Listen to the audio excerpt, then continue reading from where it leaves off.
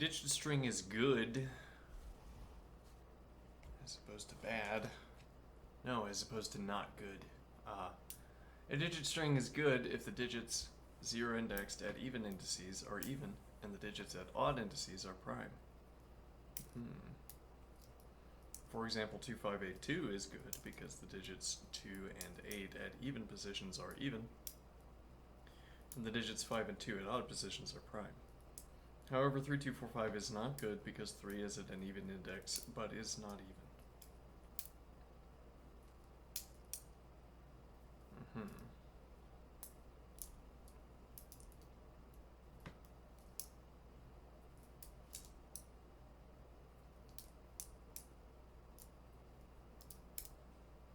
So the zeroth position here is the ones place, apparently, and not the thousands place.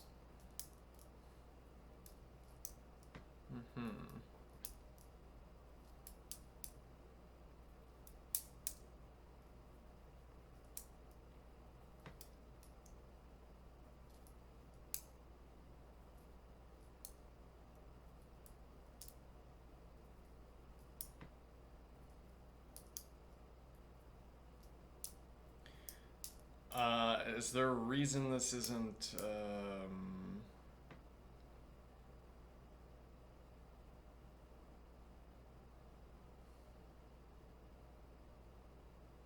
5 times 4 times 5 times 4 times 5 times 4, etc.? The reason it wouldn't be that is that this is a medium problem with a 50% acceptance rate, though people might not know their introductory combinatorics. I don't know.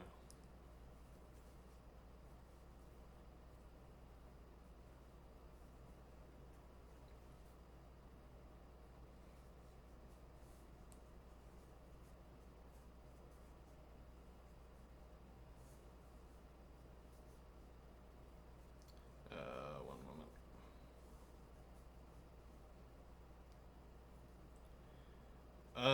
Okay, so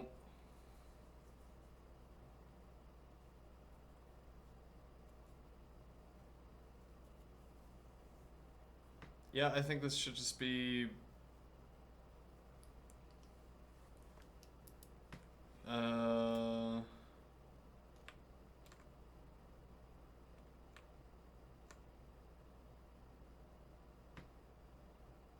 yeah, I mean, we can make it an even more of a closed form solution as well. Let me get nope, not that. Nope, apparently not that either.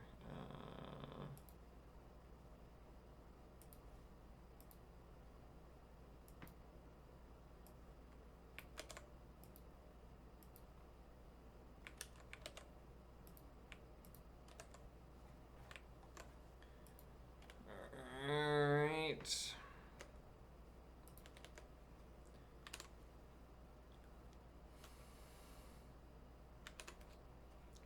So if I have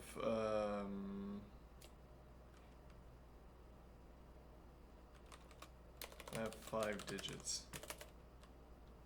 Okay. I'll say 4 digits because that's one of the givens. Alright, so now seemingly this is going to be in the 0th digit we need an even number, 5. 0, 2, 4, 8. 0, 2, 4, 6, 8. Okay. And then we need a 4, and then we need a 5, and then we need a 4. And that would indeed produce 400.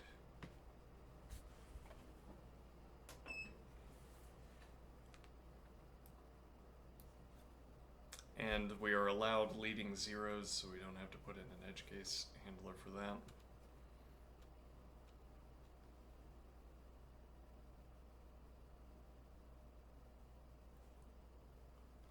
Alright, so our two cases, if we have 5 digits, it's going to be 4 times 5 times 4 times, no, 5 times 4 times 5 times 4 times 5.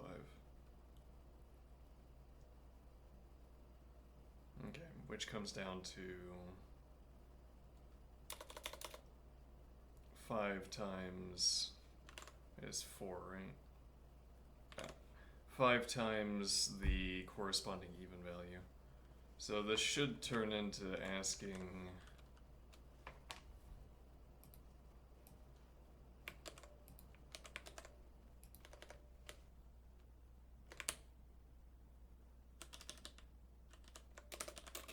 if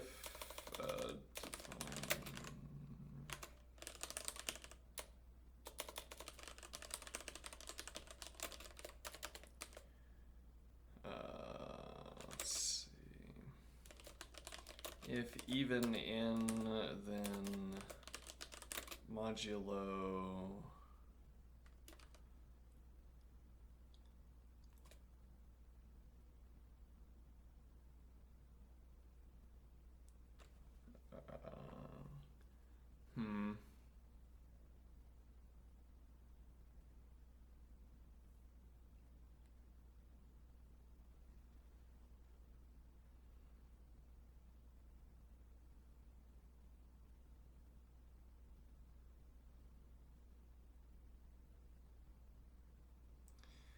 yeah, I don't know enough about assembly, and this is really an assembly question, isn't it?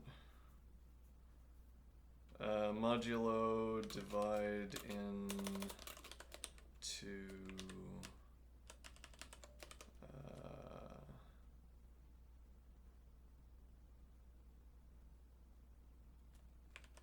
yeah, well, I want to do a let definition up here is the point. Let health in integer if even in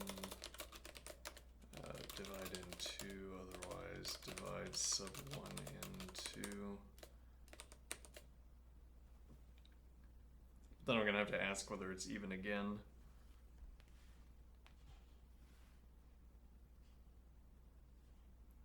I could take the floor.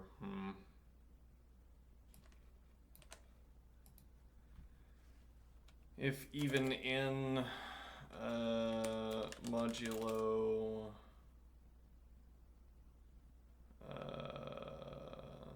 divide into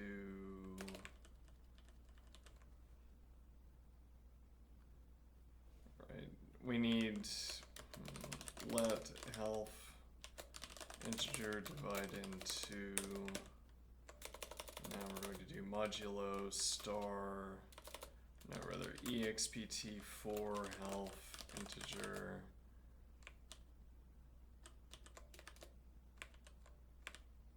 star expt5 health integer,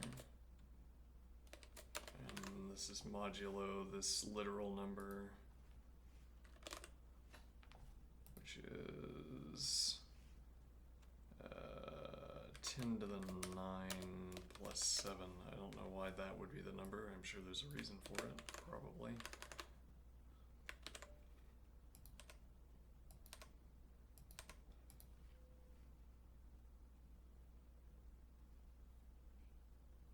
And then I don't know, for instance, if we should be asking whether the number is greater than this number before performing the mod operation, which depends both on how many of the samples are going to be greater than this value, but then also depends on whether it costs anything to perform the mod operation when the value is less than.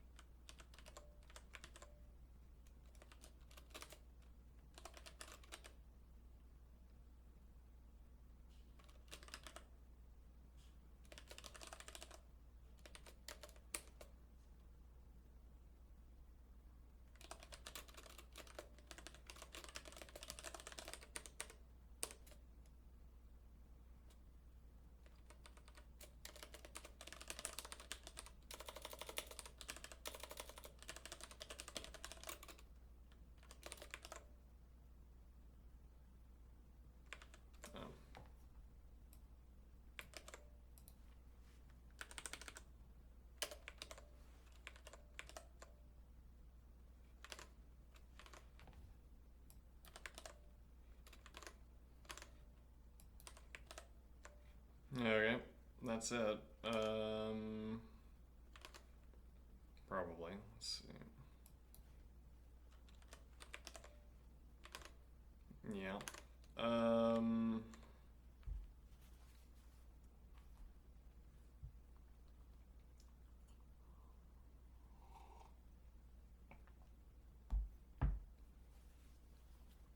Though I am thinking that this is an assembly question, by which I mean to observe that it's not clear what structure this program should have to optimize.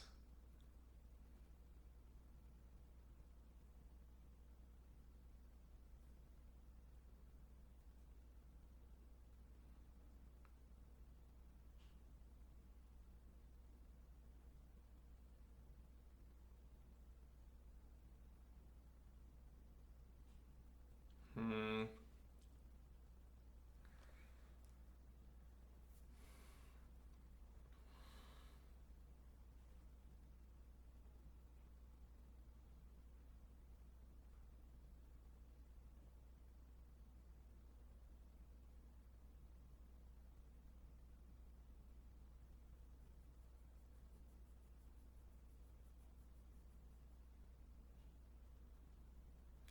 Well, if we had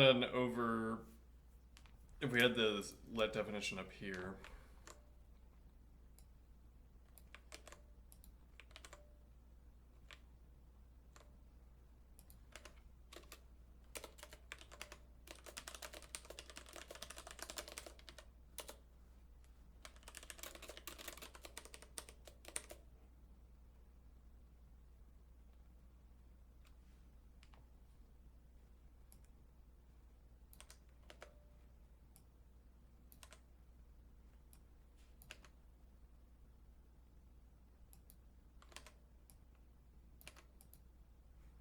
okay.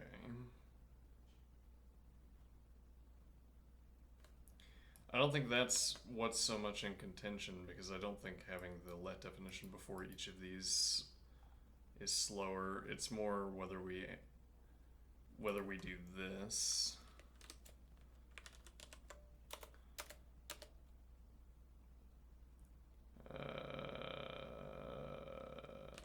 Put value integer if even in star expt4 health integer expt5 health integer.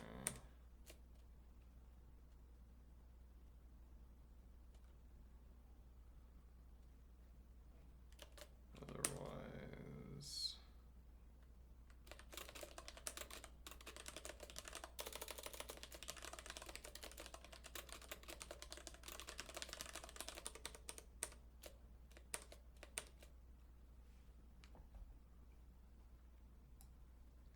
and then this if becomes if greater than output value integer this number,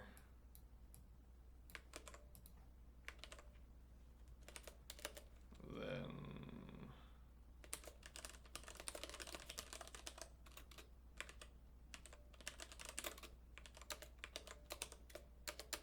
otherwise output value integer.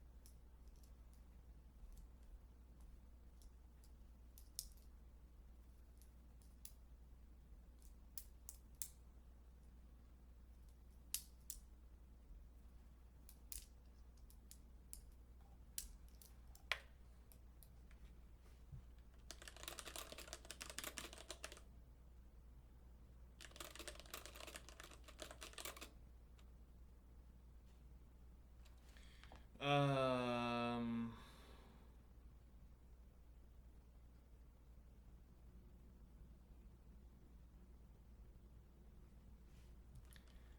does the modulo operation have a cost when...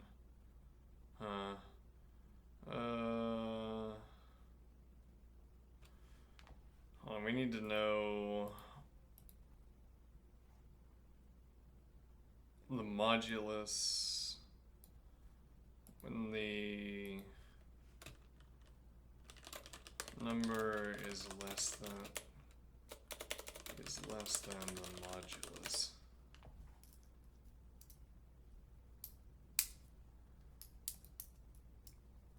Yes, there is a cost associated with the modulo operation even when the number being operated on is less than the modulus. The modulo operator, represented by the percent symbol in many programming languages, always involves a division operation, and division, especially for large numbers, can be computationally expensive compared to simpler operations like addition or multiplication. While the cost might not be significant for small numbers or in cases where the modulo operation is performed infrequently, it can become noticeable in performance-critical sections of code, especially when dealing with large inputs or when the modulo operation is used repeatedly.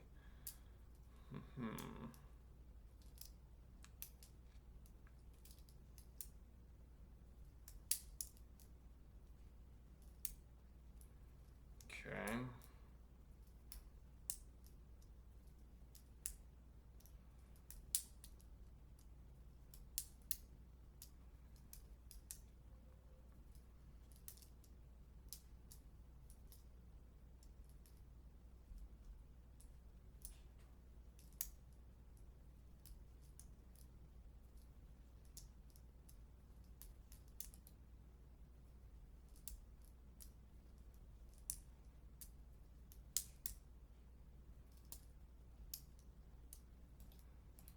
Alright, Daniel Lemire, what is the fast alternative?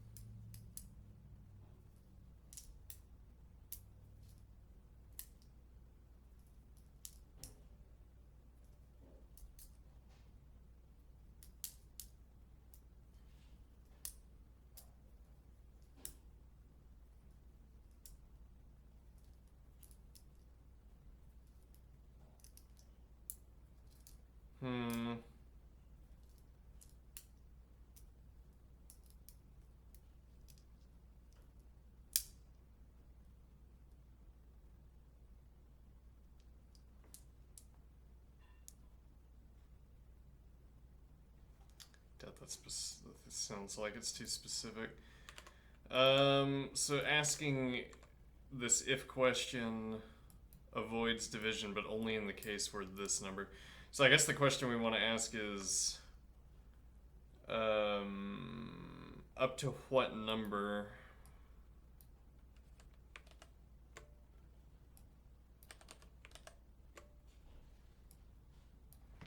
What do I mean? Up to what number is... Right, so we want to...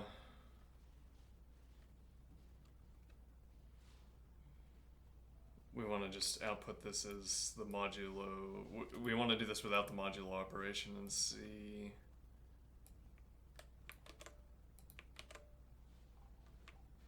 Okay... So this will just be output value integer. What is it that we're trying to see here?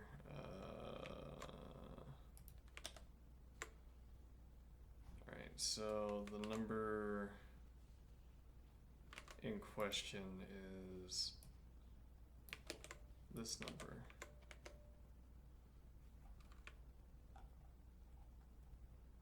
Okay.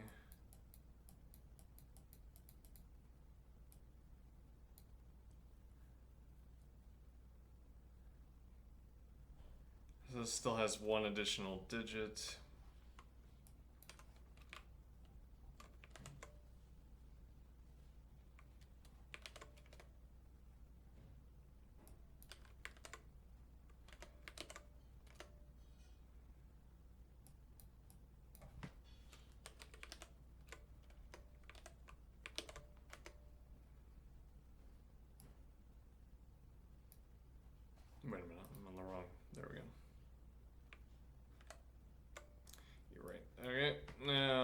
30.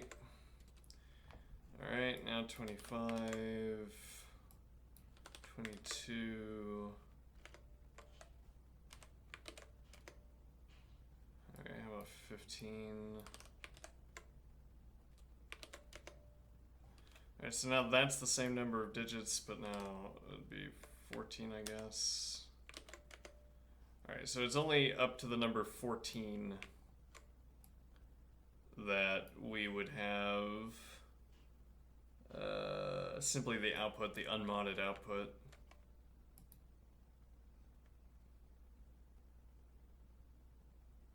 Okay, so what is the point here? Well, the constraints are that 1 is less than or equal to n, which is less than or equal to 10 to the 15th. So that's our input value. So we have 14 numbers that don't need to be modded, and then we have 10 to the 15 minus 14 numbers that need to be modded back into range. Alright, so I think probably we do want to ask the if question.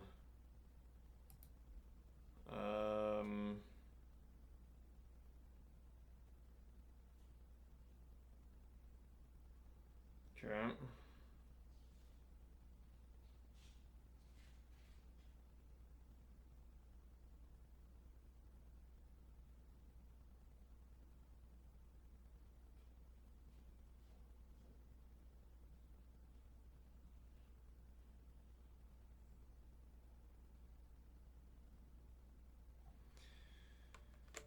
Are there any other operations we can? Well, no, rather. So we don't need to ask this if is the point. This if is a waste, because we're going. So that, I mean, there are only 14 cases. So if there are, say, 28 test cases, then there must be choosing 14 additional values that have to be modded. So I think this if expression's not useful here, despite the result of this investigation, which is that yes, you do have to perform those divisions. It's just that there's such a limited collection of cases where you would not perform the division that asking the if is maybe costlier.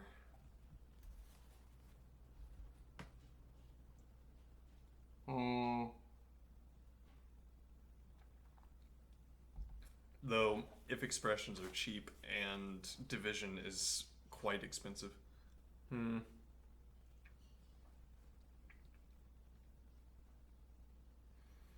bit shifting operations are about I'm not sure. Okay, let's see.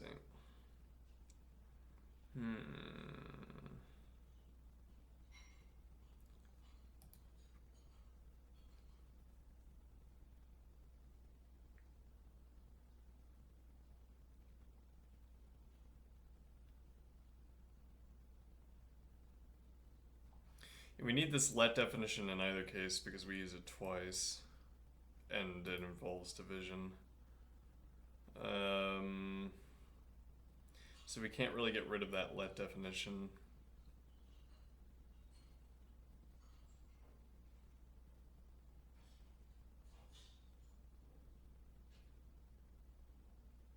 I wonder if it's cheaper to floor.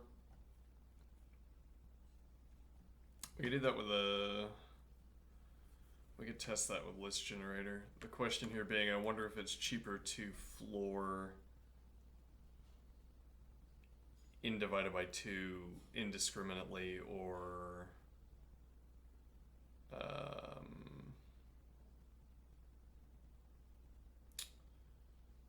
well, so in this operation as a whole,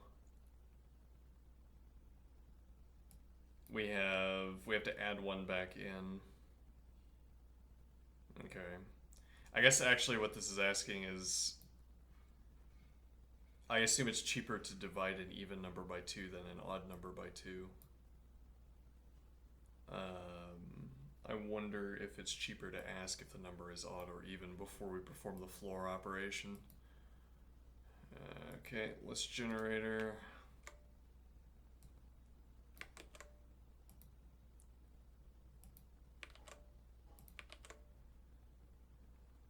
Let's see.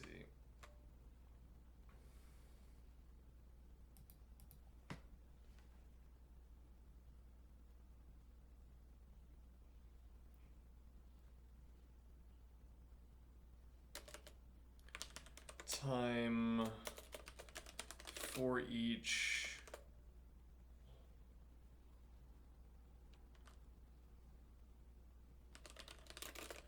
lambda x if even x divide x2, otherwise divide sub 1x 2.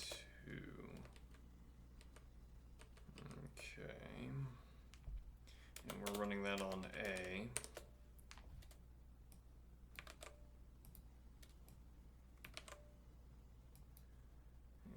Okay.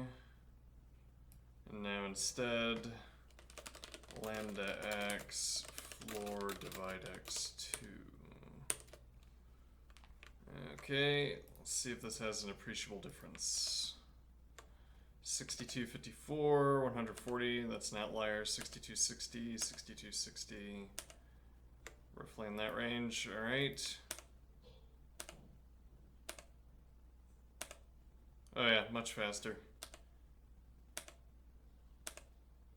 Much of the time.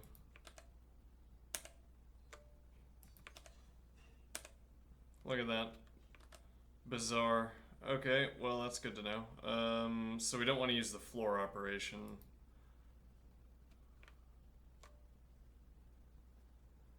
Let's see. If even in...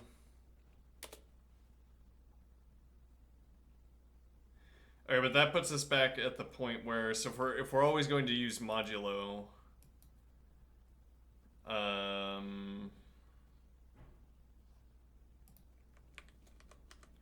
actually, one wonders why aren't we just doing these? Why aren't we just testing these with the list generator?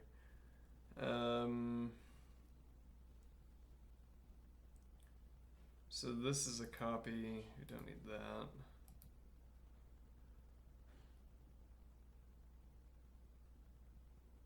Yeah, so this avoids.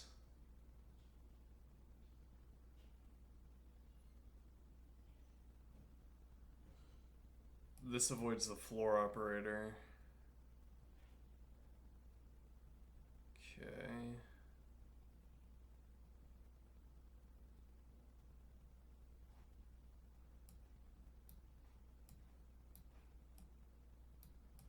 Okay, Racket. Alright, there we go.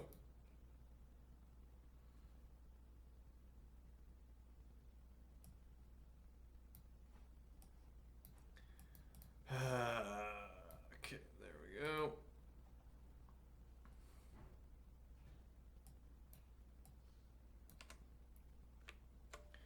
Alright, so...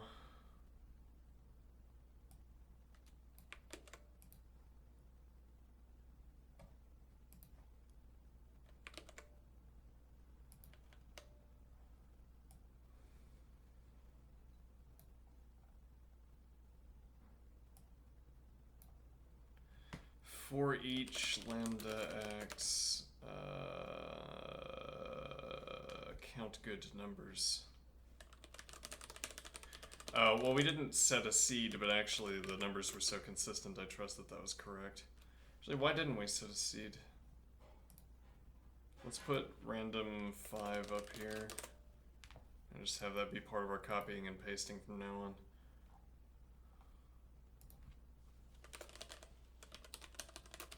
Did I do random or random seed?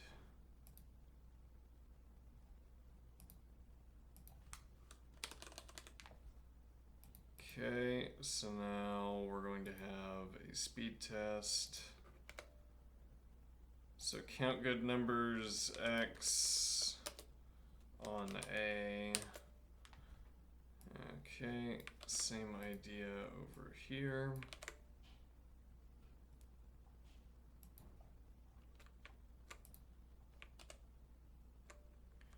$281, $282, $265. All right, and then back over here, 300, 700. I don't know, 300. Yeah, so it looks like this is going to be consistently the cheaper option. I mean, it's so easy, it's so cheap to experiment, we might as well try another one. What happens if I...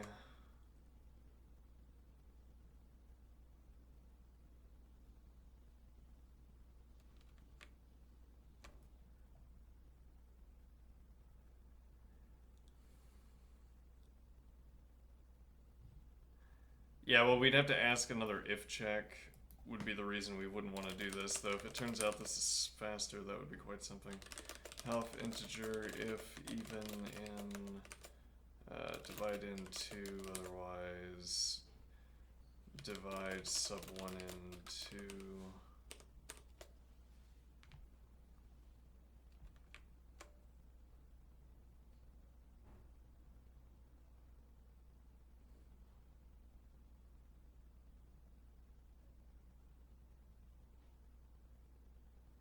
Yeah, and we use the same variables, so we can't somehow slip that add 1 in.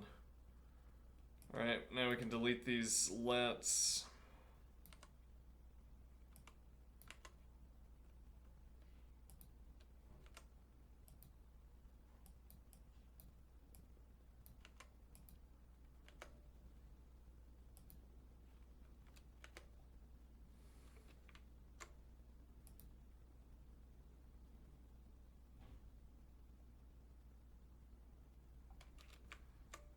Alright.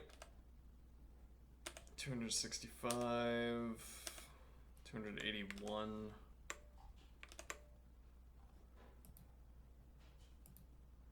Yeah, which leaves this as fastest as anticipated. So having these split let definitions doesn't slow things down, or it doesn't slow things down relative to this anyway.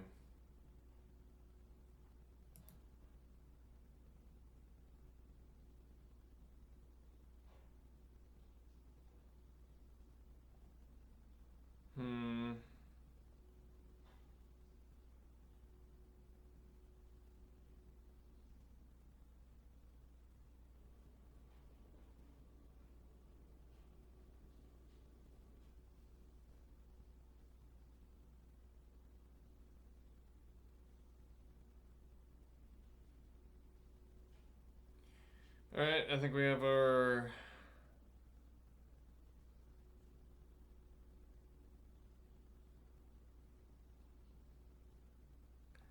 Well, so what we could do here...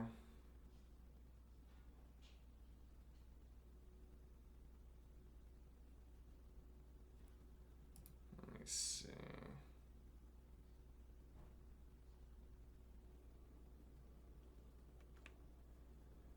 Let's do yet another test case.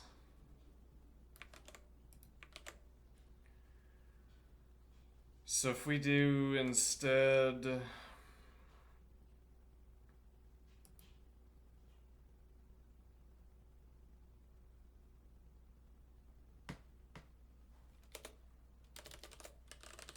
output value integer, and I start with this as a base.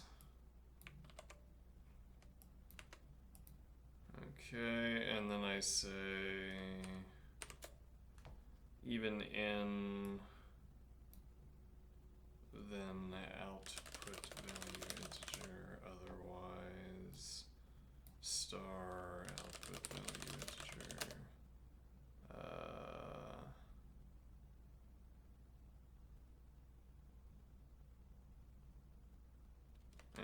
Add 1. Well, how would you do this? Let me see.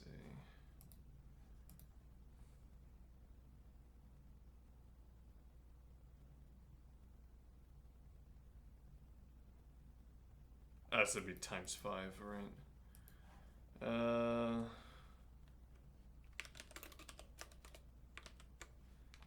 Okay.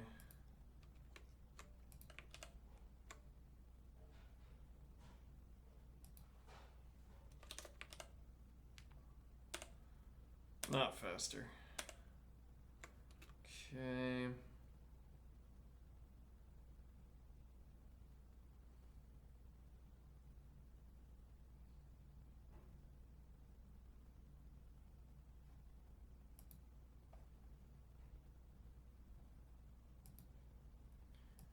Which leaves us with this implementation, the original implementation.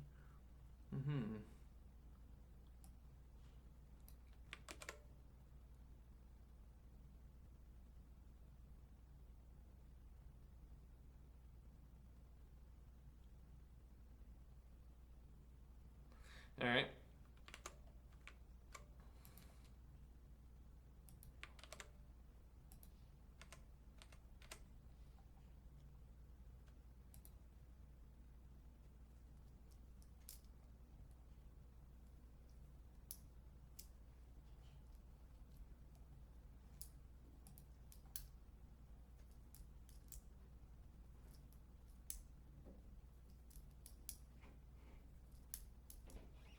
Memory limit exceeded. Oh no. I too have succumbed to the. I have. Well, we're still above the 50 or the 40. Oh no, the acceptance rate is rising. We still have 50%, which is better than this, but. Alright, memory limit exceeded.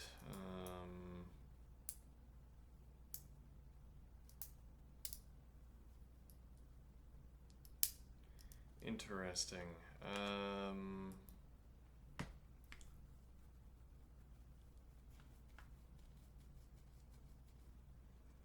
Okay.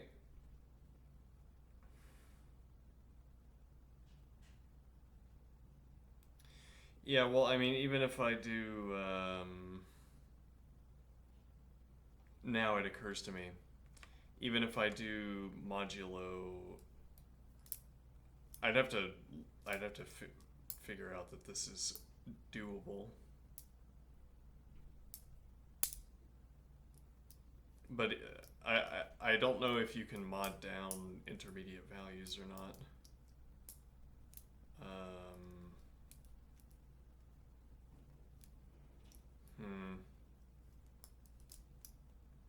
What would the point be? Well, so I mean, we have the max value is 10 to the 15th. So even the first phase of EXPT for half integer. So we could mod down in.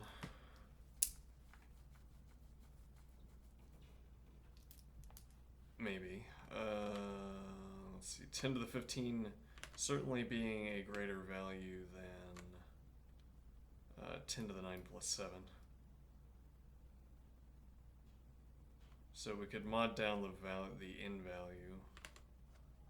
Does that work though? No idea.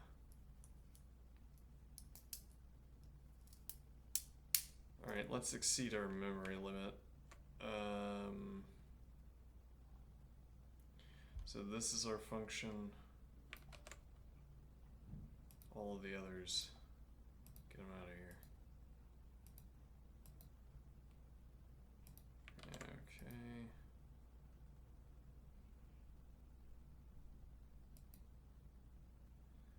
So this was our computer science lesson. If we ask whether something is even, and then, well, yeah, if we're wondering whether we want to use floor or the even question, you want to use the even question. Okay, good to know.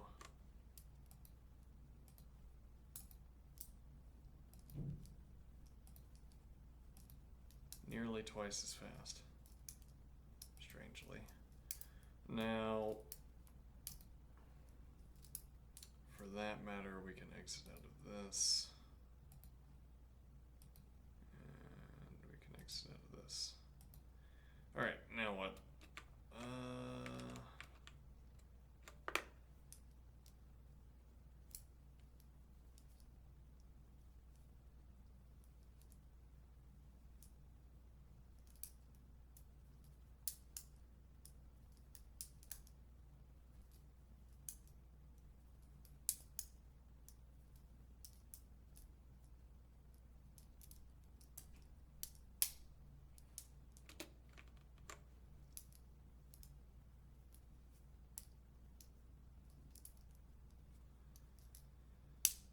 Okay, so the question of how we mod this value so that we don't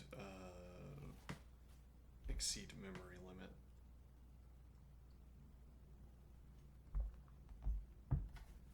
For one thing, I don't know how to check how much memory we're consuming.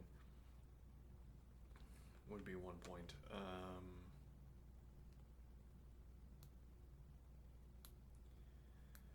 Can we run mod in? And what does that tell us? I don't like the idea of modding in. I don't like it because of the difficult questions doing so raises. What do I mean? We have, let's suppose I do 10 or modulo 10, 7. Okay, now 10, an even number, produces 3, an odd number. Okay, I don't want to have to think through that puzzle, but we might have to do that. So we could mod it down every step of the way.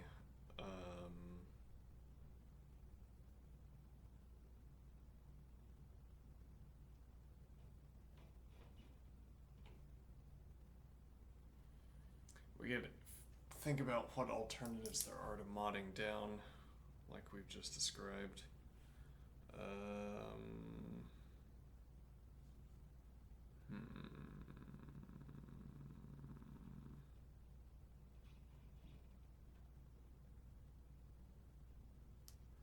What is the significance of this number? This number has appeared elsewhere.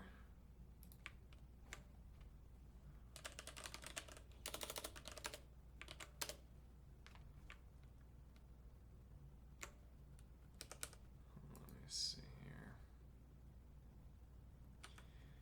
Why do we specifically use the number, this thing, for taking modulo for large number in competitive programming?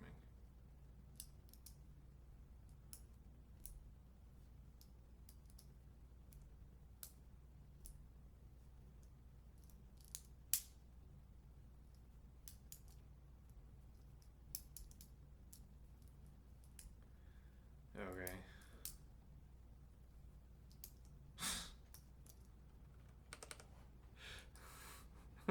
Actually, literally the first result is your response saying, go use Google. Anyway, in most programming competitions, we are required to answer the result in 10 to the 9 plus 7 modulo. The reason behind this is if problem constraints are large integers, only efficient algorithms can solve them in an allowed limited time. What?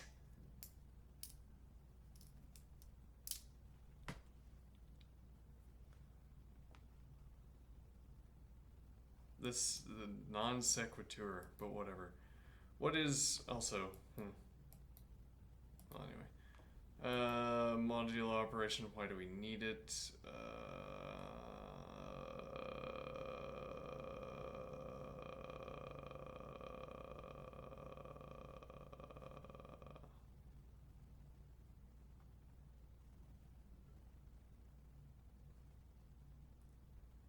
There are certain criteria on which the value of n depends. It should just be large enough to fit the largest integer data type, i.e. it makes sense that there is no underflow in the result. It should be a prime number because if we take mod of a number by prime, the result is generally spaced, i.e. the results are very different results in comparison to mod the number by non-prime. Okay. It's the first 10-digit prime number and fits the int data type as well.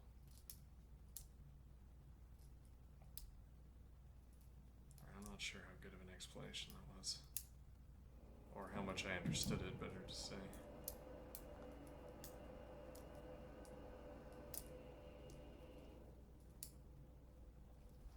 Alright, well.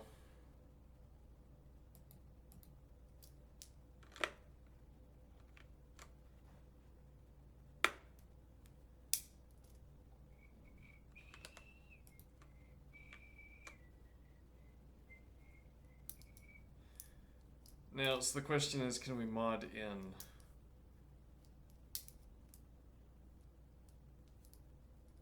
Because I guess I'd say the majority of the numbers, by far, are over in. I'm not sure that you can, though. I don't know enough.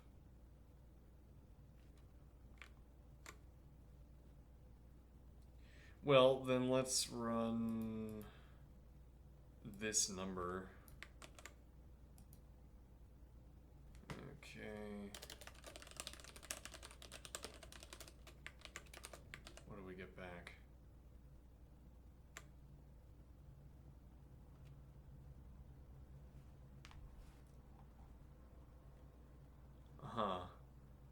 Well, I guess this has made it more critical that we answer this question. Well, actually, so what we could do is reduce this and also reduce the mod value here, merely to test the math. Alright. So let's copy this over.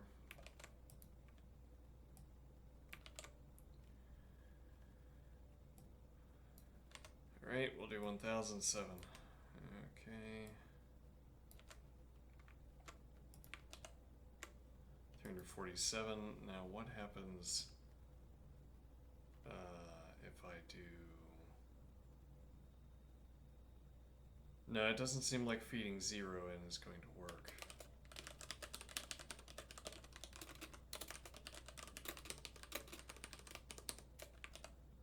No, indeed.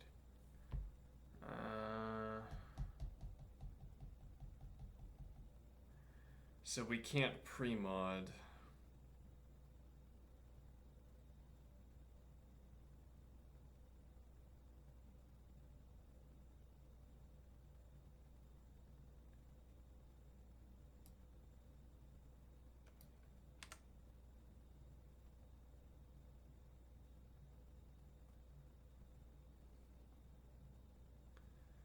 And then the question would be, can we mod these individually? Okay.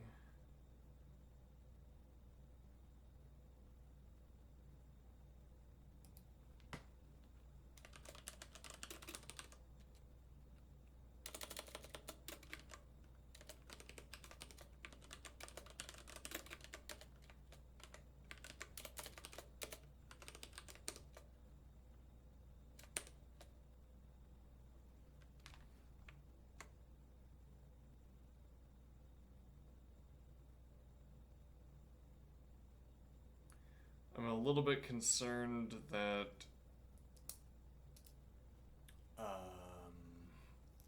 I don't know much about modular arithmetic. If I have e.g. so we're saying 1007 for whatever reason.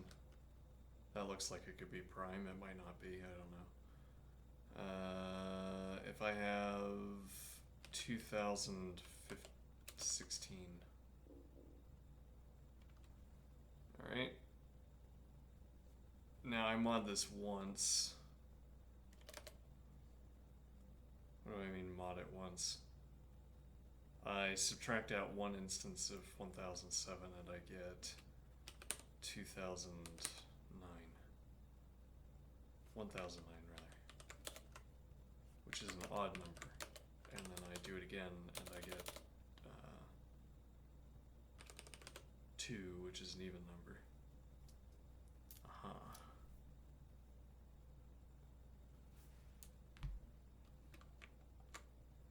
That's not quite the observation. Rather, the observation I think would be more like we have 2016 and then we have 3021. Yes, well that would present a more obvious problem. Let's ignore that one for the moment. Alright, so now if I mod these beforehand,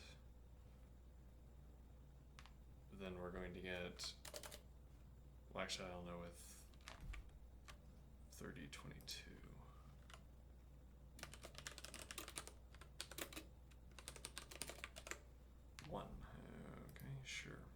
Oh, right, that makes sense. Alright, so we're going to get 2 and then we're going to get 1.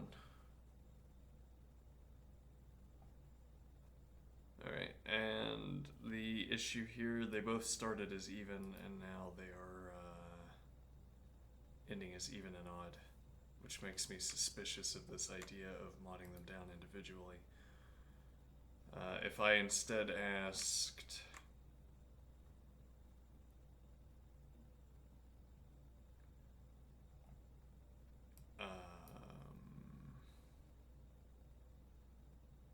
if I instead divided by our division number and took the dividend and remainder, and then I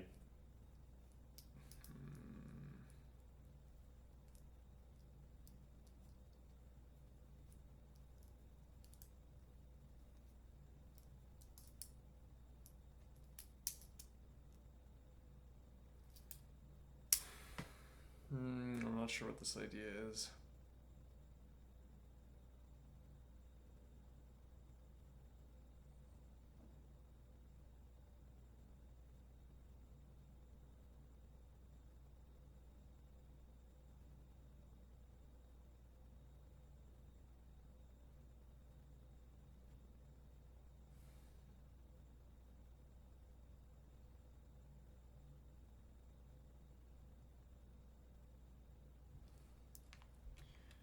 Let's see. And to confirm that this doesn't give the right answer. Well, no, we already did confirm it doesn't give the right answer. Alright,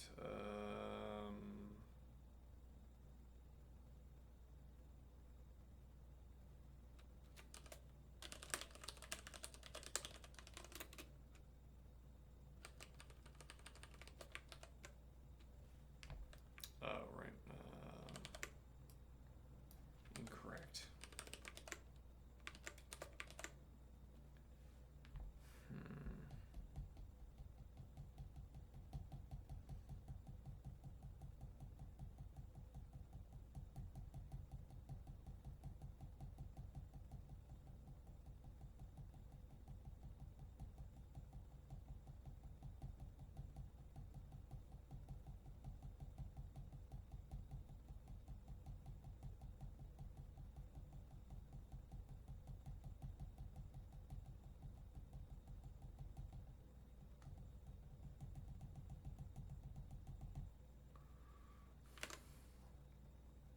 Alright, very well. I will take a hint.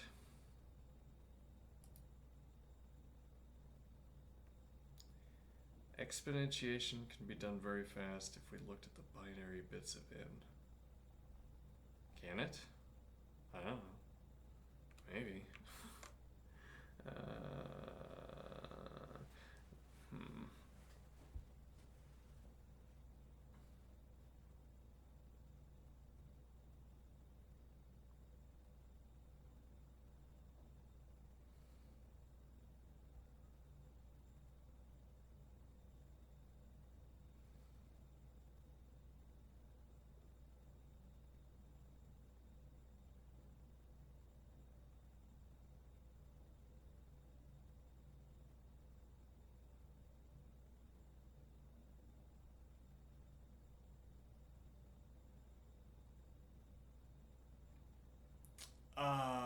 Nothing strikes me for why binary bits would assist in exponentiation.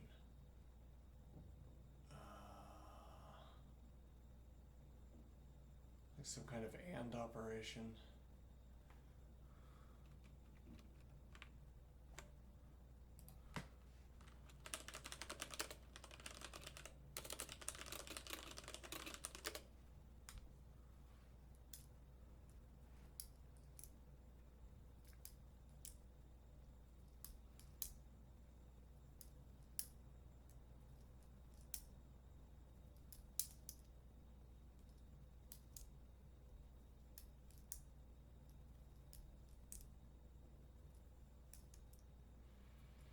Okay, but if this is more efficient, then why wouldn't they just embed this in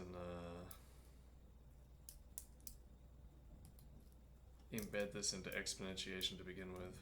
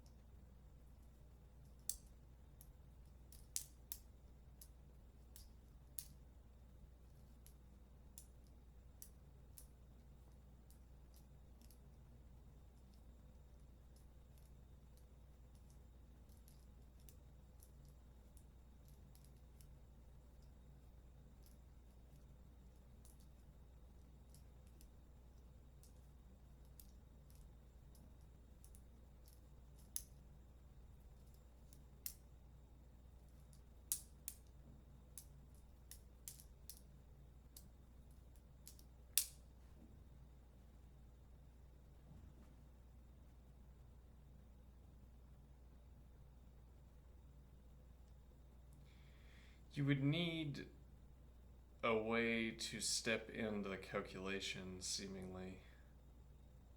And mod, you would need to perform a modulo intervention. But I don't understand when you can do that.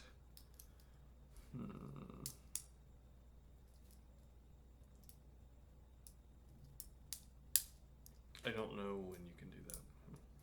Also, I don't understand why we're multiplying the base. What role that's serving here.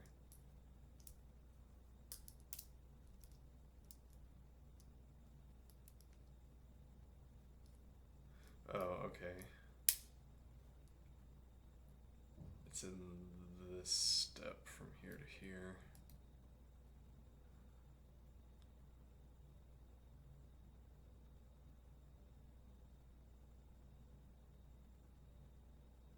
Alright, so...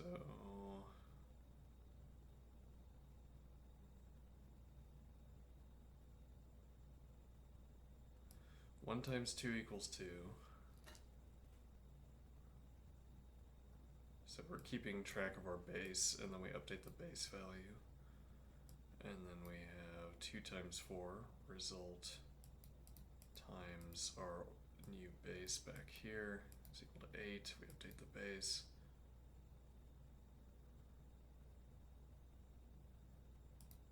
Times 256.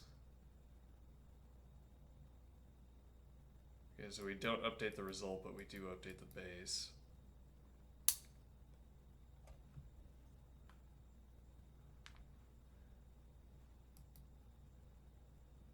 We only update the result when the bit is 1.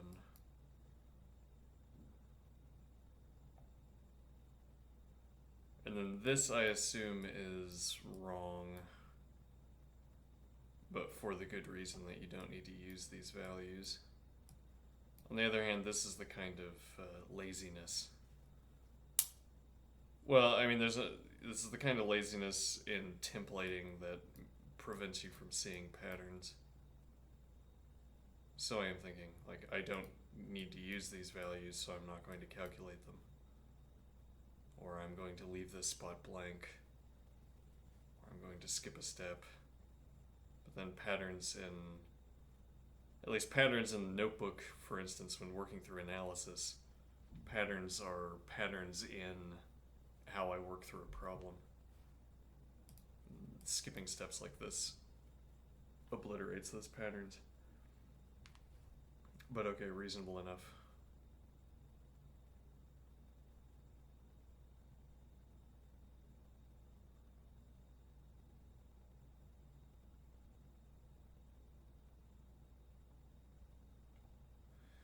Okay, so now the question is, for one, can Racket give me the bits, the bit representation of an integer?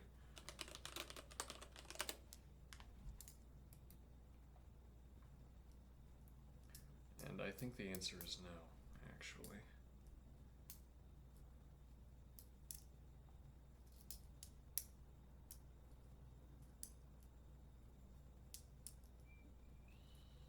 What is EXP? Huh. Interesting.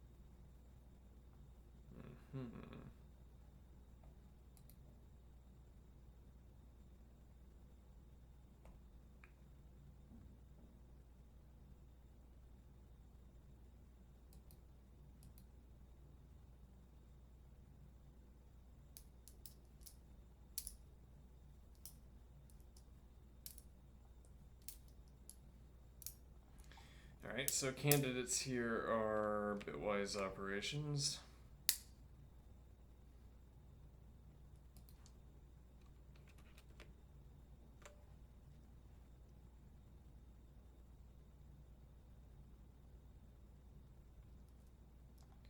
And it appears no, you can't obtain the bits. You can run bitwise operations.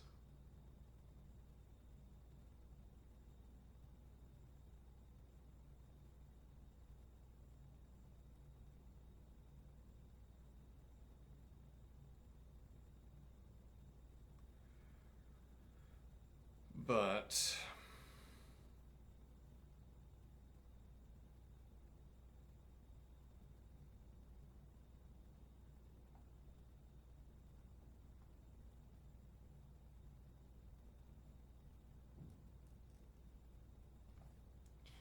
alright, well, I'm going to give up on this problem.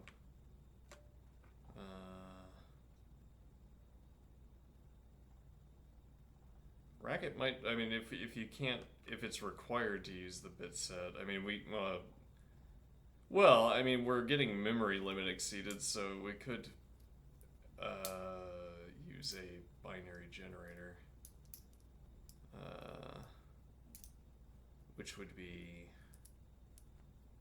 worse than running a primitive operation to give me a bit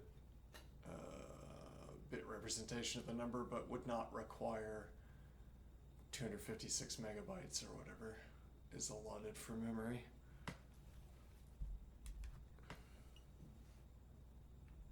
We can also see if somebody else has already solved this in Racket.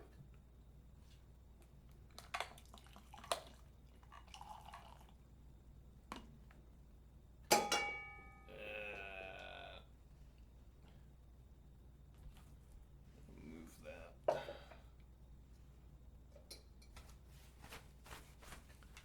Alright, let's see if somebody else has solved this. Nope.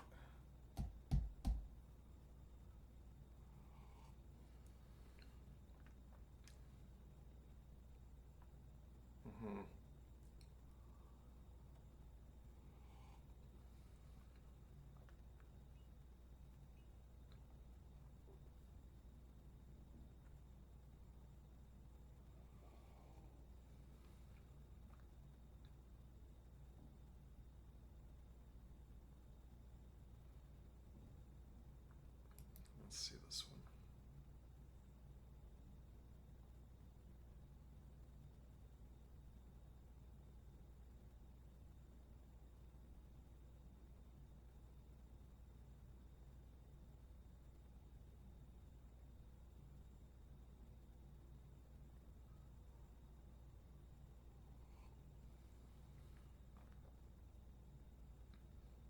So this is saying that you can perform the modulo.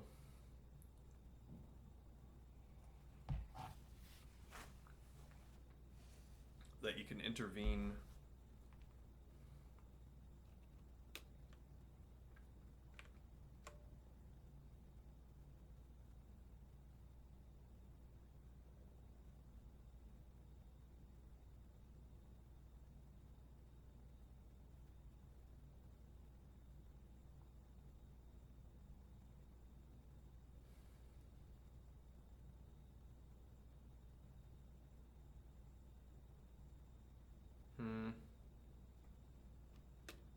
Yeah, but this is using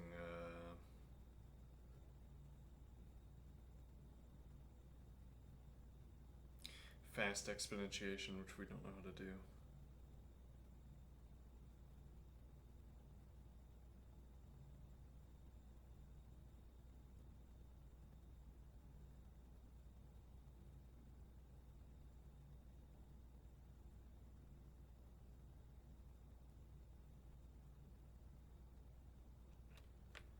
Alright, I give up.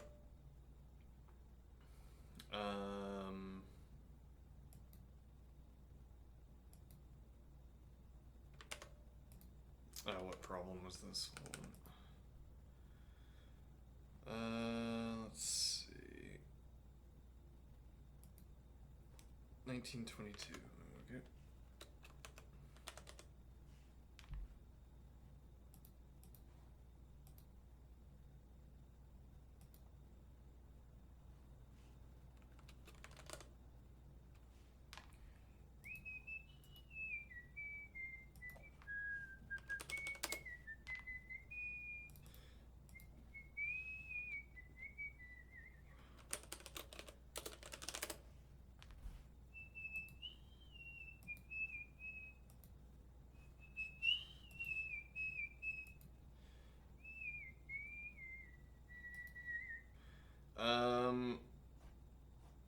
So how do I want to spend the remainder of my time? Well, we could always commit this to LeetCode and say that this is how I'm learning to be a developer. Well, how I'm learning to stay on task. And that's a good standby.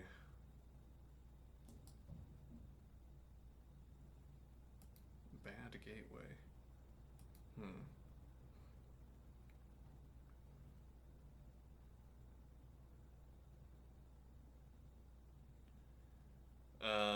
Alternatively,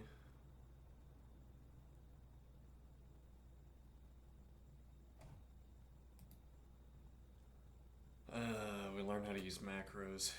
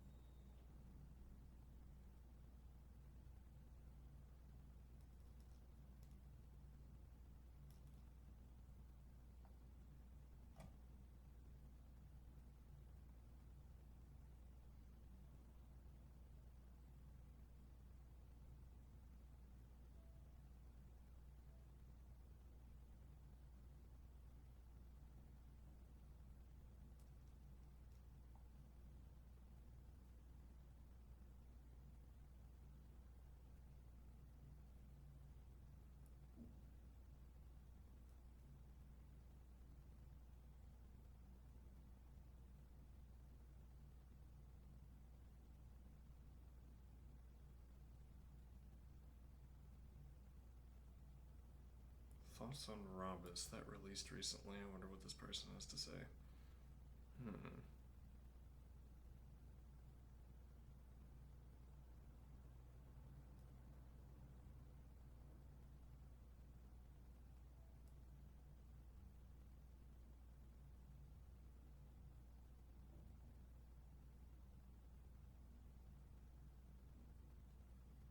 Parentheses are certainly an obstacle for some potential users of Racket. I don't get that. I mean, I'm not used to anything else, so, but, oh, there are a lot of parentheses, I just can't deal with it. Hi.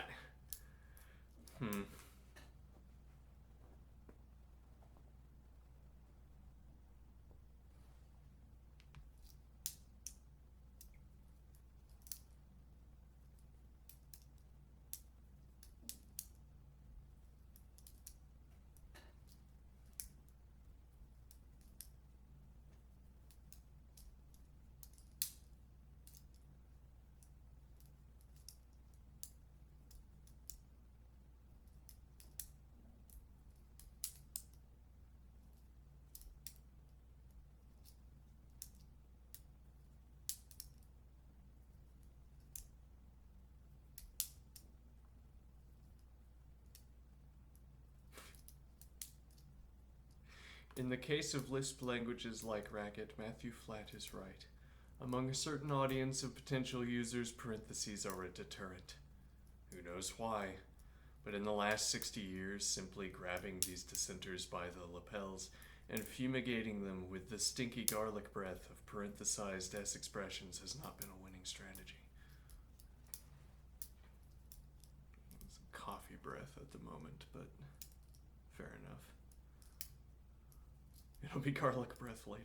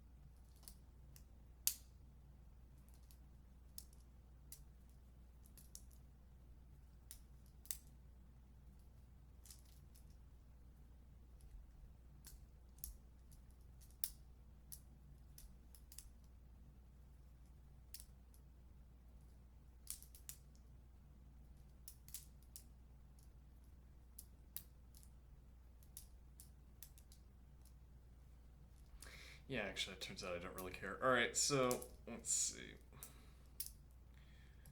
Make a language. So we're gonna finally dig into, maybe, I don't know, I've said we're gonna do this a few times, so I think we'll try it. We're gonna dig into language-oriented programming. Okay, why? Because that's what Racket does, and we're going to expose ourselves to doing what Racket can do, doing what a language can do. Okay.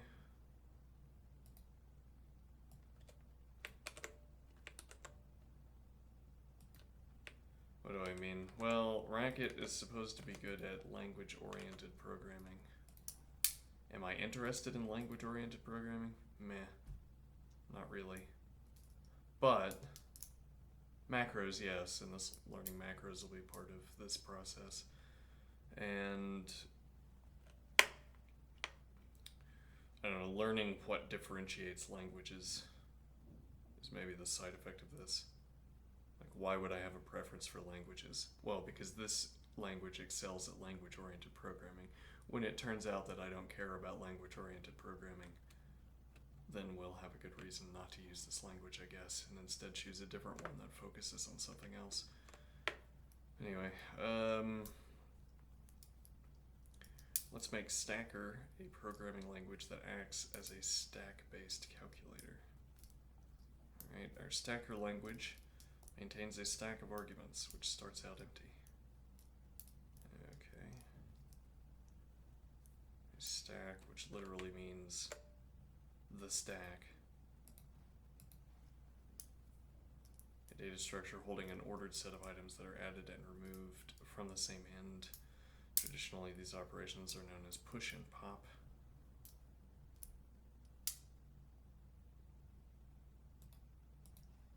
So named because it can be visualized with as a vertical stack with the edits happening at the top.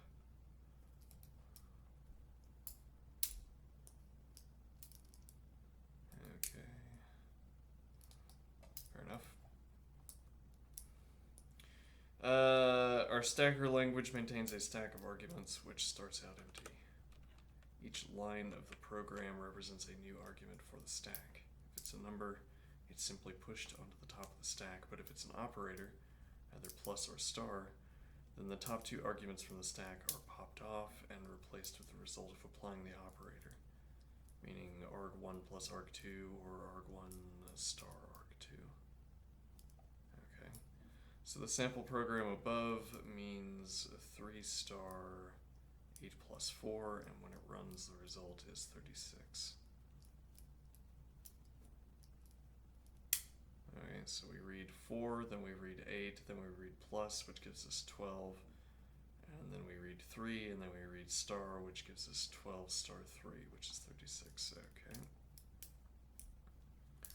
The stack is implemented with a list, the basic data structure of Racket. By convention, the top of our stack will correspond to the left side of a Racket list.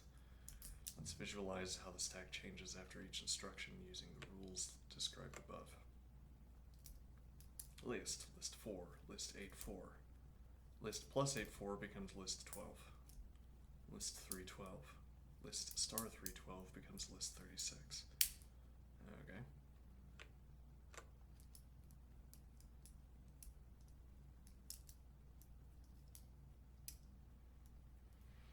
Easy, right? This seems like a weird way to do math. It's called reverse Polish notation for some reason, and it has a long history in calculating machines. Is that because of... I daren't speculate.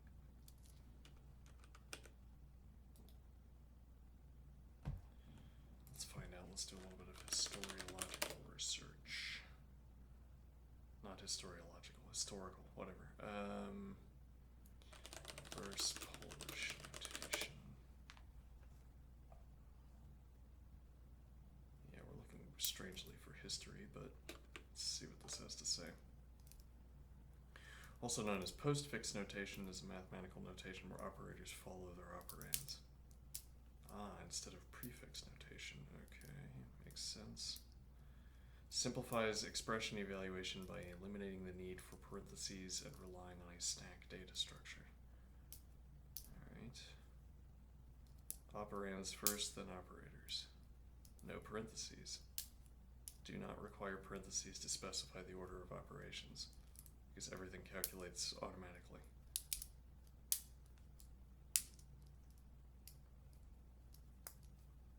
Well, because you follow the same rule regardless of what the operator is. You take the previous two arguments and apply. Or I guess I'm thinking of a modified version where you have a growing list of numbers. Well, so like with prefix notation, you can have the operator followed by an arbitrary number of operands. Seemingly, you could do the same thing here. If you get an operator, it's a command to take every number until until the end of the list, I guess. Okay, let's see. A stack is used to temporarily store operands, allowing operators to be applied in the correct order. Okay. Simplified evaluation. RPN expressions are evaluated from left to right with operators applying to the top two operands on the stack. Efficiency in computer programs is efficient for computer programs because it avoids the need for complex parsing and operator precedence rules. Alright.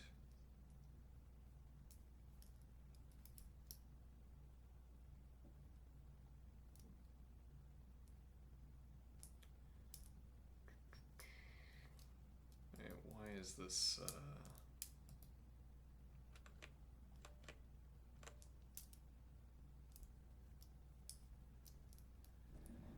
also known as reverse this notation. Alright. We have history, let's see.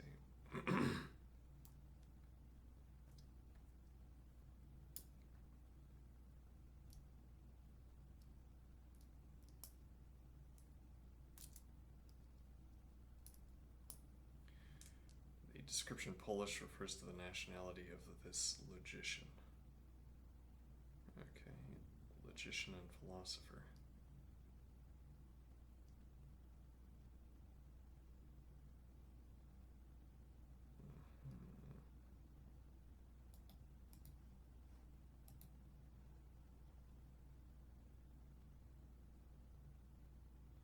Offering one of the earliest systems of many-valued logic.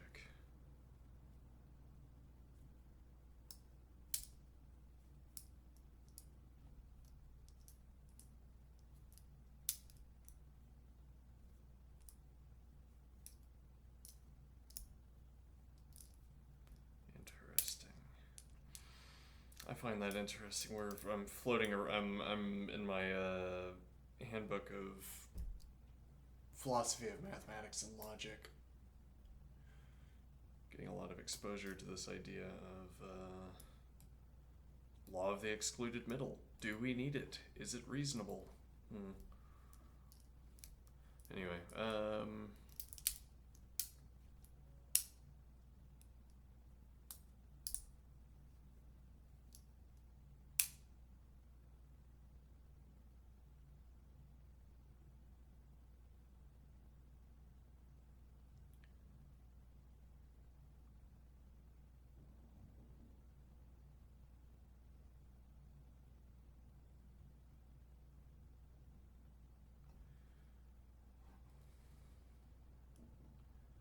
one wonders why you would have such a notation without a computer.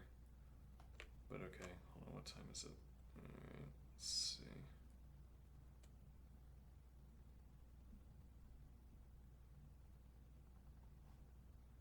Do some exercise here.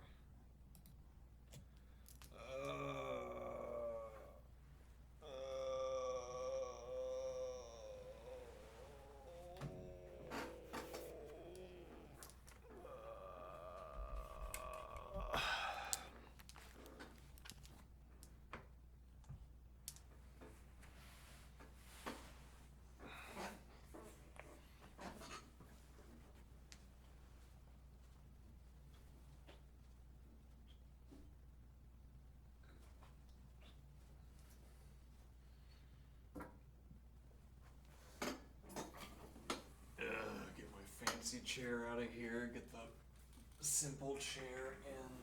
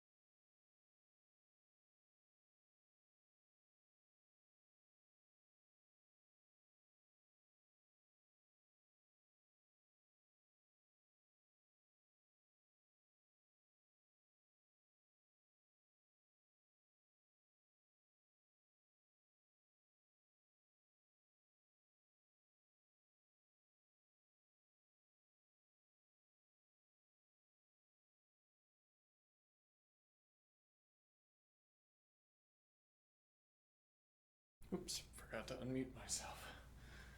Oh well.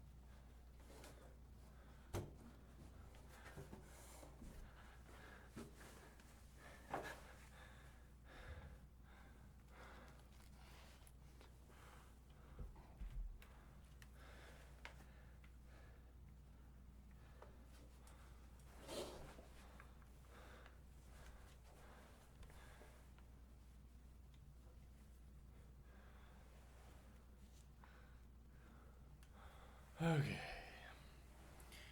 Now we return.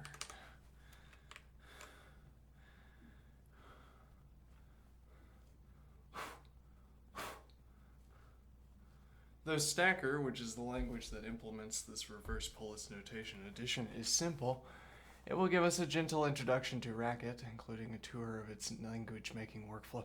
I've got to get this recurring annoyance.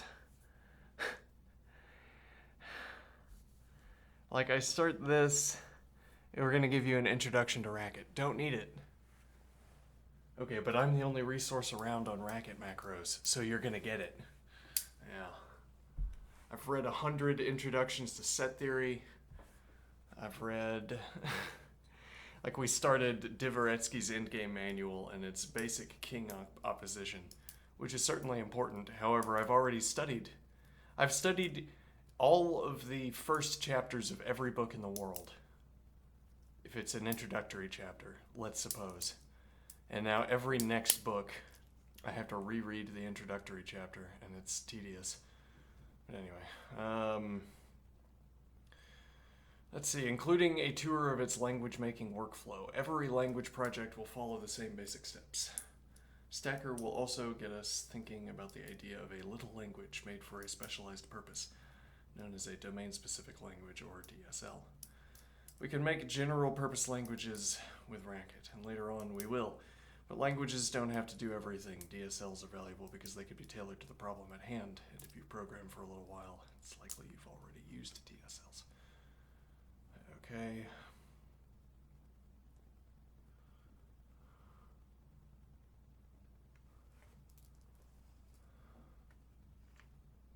Alright, so let's copy this over, sure, whatever, and confirm that this works.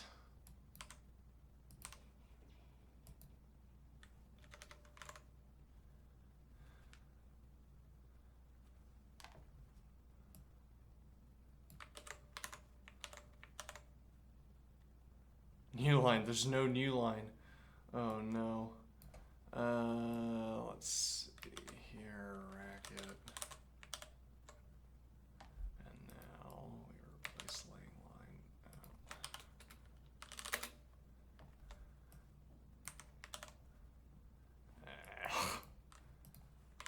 Alright. Let's see.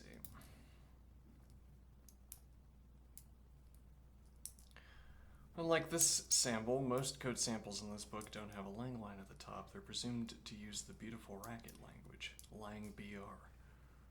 This line will automatically appear at the top of every new Dr. Racket window. Okay, let's see here. Alright, now if the sample program worked, we can continue. Why make languages? It may seem obvious, but let's be precise. As programmers, our only indispensable tool is a programming language. I guess you could program on pencil and paper. A programming language puts a computer, a term we'll use to refer to any computing device, under our control by letting us translate our ideas into terms the computer will understand. This is what it means to write a program. Computers can be programmed without a language. For instance, they can be trained. There may come a time when computers don't need humans to explain everything to them, or anything. But until then, programming languages will remain the essential interface. Still, despite our dependence on programming languages, a language is usually presented to us in a black box. We're encouraged to use the language as we wish, but we're dissuaded from scrutinizing how it works, and that's fine as far as it goes. The luxury of ignoring details is one of the great pleasures of programming. But the other great pleasure of programming is learning how things work, so paying attention to all of the details, so we can change them to suit our needs. A programming language... The two great pleasures of coding are P and not P. So we can change them to suit our needs. A programming language may start out in a black box, but we shouldn't be intimidated about taking it out of that box. Once we do, we'll see that there's nothing esoteric or special about a language. After that, we can start thinking about programming languages in a new way, as open-ended and malleable. So let's open the box, all right? On a certain level, a programming language is just another program. It accepts certain input, it evaluates that input, it produces a result. The twist is that the input to a programming language is a string of text that describes another program, also known as source code. The result of the programming language is the program described by that source code. Okay. The result of the programming language. I guess the output produced by the programming language. By convention, the software that implements the programming language and converts the source code is often known as a compiler or interpreter. These terms exist mostly so that we can avoid tangled phrases like the program that makes the other program. Yes, there is a distinction between these terms, but we can leave it aside for now. Compiler and interpreter. Because a compiler or interpreter for a programming language is a program, the process of writing one isn't much different than any other program. We pick a language suited for the task and start working. Process of writing a compiler or an interpreter for a programming language. Note, however, that the programming language we use to write a compiler or interpreter may have nothing to do with the implemented language. For instance, much of Racket, the new program now on your computer that runs Racket source code, is implemented in C, nothing shocking. Many languages can be compiled to JavaScript, business as usual. Likewise, we're going to use Racket to implement new languages like Stacker that may not look or behave like Racket. Broad-minded readers might observe that this idea of take some input to put it into a processing device to get a result is a pattern seen at all levels of programming. Depending on the context, we might call the processing device in the middle of a function or a program, depending on the context, we might call the processing device in the middle a function or a program or a programming language. But these distinctions are largely arbitrary. For instance, it's fair to think of a programming language as a special kind of function. It probably seems weird now, but it's also fair to think of any function as a domain-specific language with a very tiny domain. Interesting. On a design level,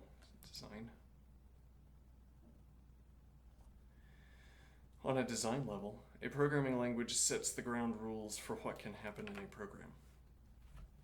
It specifies what kind of source code is acceptable and what that source code should mean and what kind of results should be generated.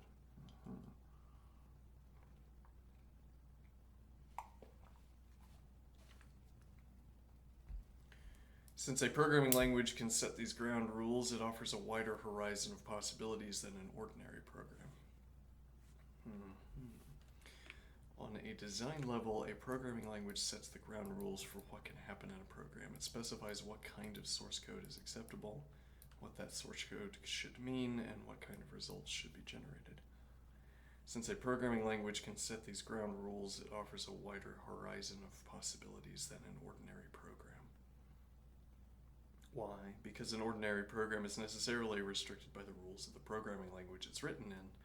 But when we make a programming language instead of a program, we free ourselves from many of these constraints.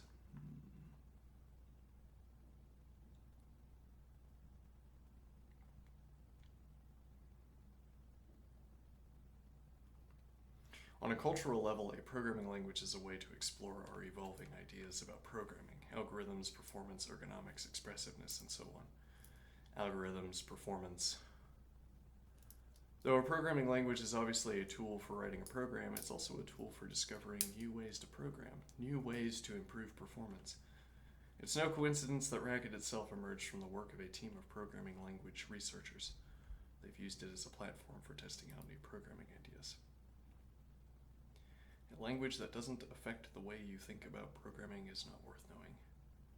It's kind of like that idea is why we're going to bother learning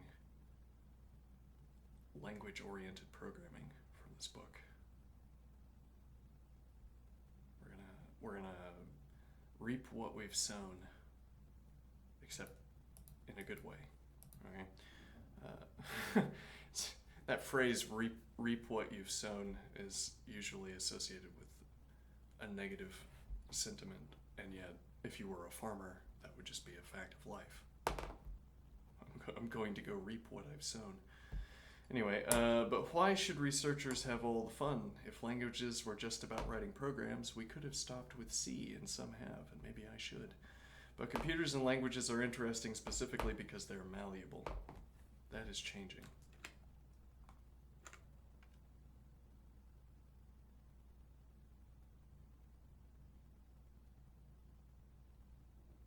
What? The link down here is to AlphaGo. I'm trying to think of the relevance here.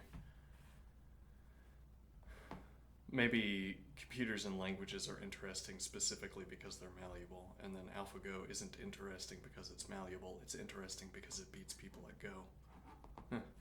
The more we expect out of programs, the more vital it is to explore new ways of making programs, okay? Which includes making new programming languages. When we think about programming languages, we shouldn't only think of large general-purpose languages like Racket and Rust and Python and C. Languages are more diverse than that. They can be big or small, general or specialized, or anywhere in between. This brings us back to the idea of domain-specific languages, or DSLs. Among languages, DSLs arguably have the most undiscovered potential because they've been overlooked for so long. Why overlooked? Because until now, we haven't had tools for making them efficiently, and we might still not. But even if we haven't been making DSLs, we've used them all the time, probably without even noticing. DSLs that are designed to be used inside larger languages like regular expressions, SQL, which I should probably learn, SQL, and printf-style format strings.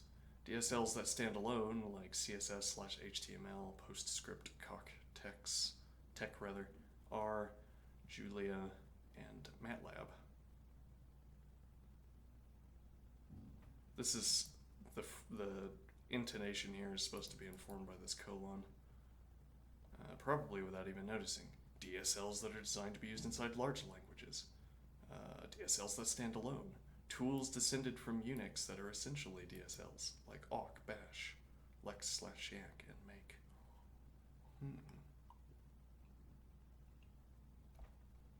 Julia as a domain-specific language. I don't know why I have such interest in Julia, but we might learn that at some point. Hold on, HTML is a data markup format, not a Turing-complete programming language. Point taken. But in this book, when we talk about DSLs and other programming languages, we're going to take a broad view of a language as any structured notation for describing data or operations on data. This view includes Turing-complete languages, but also languages that do less. Let's not fear simplicity. Regular expressions, for instance, aren't Turing-complete, but they're still useful. Conversely, plenty of Turing-complete languages are still useless, like brainfuck. Yep, specifically.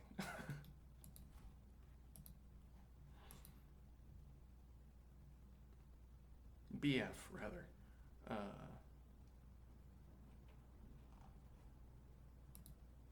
Yeah, we're gonna... At some point, I'm probably gonna make a visualizer for a two-dimensional BF language, because I want to play with it. Let's see. So, regular expressions aren't Turing-complete. I still don't know about regular expressions. Conversely, plenty of Turing-complete languages are still useless, like BF and other Turing tar pits. Why should I make a programming language? If you think programming should fill your brain and soul with feelings of power, then you'll probably like making programming languages. Creativity, curiosity, and fun. Then you'll probably like making programming languages. Writing a compiler from scratch is so satisfying, even if it is for the most lame language ever. You feel like the master of the universe. Okay. If not, then you can move along, no hard feelings. Past that, we have the practical benefits. Enlarge the solution space. It doesn't matter which language you like best or use most. Sometimes you encounter a problem that doesn't mesh with the language idiom. When you make a language, you expand your possibilities, which also allows the solution to be carefully tailored to the problem.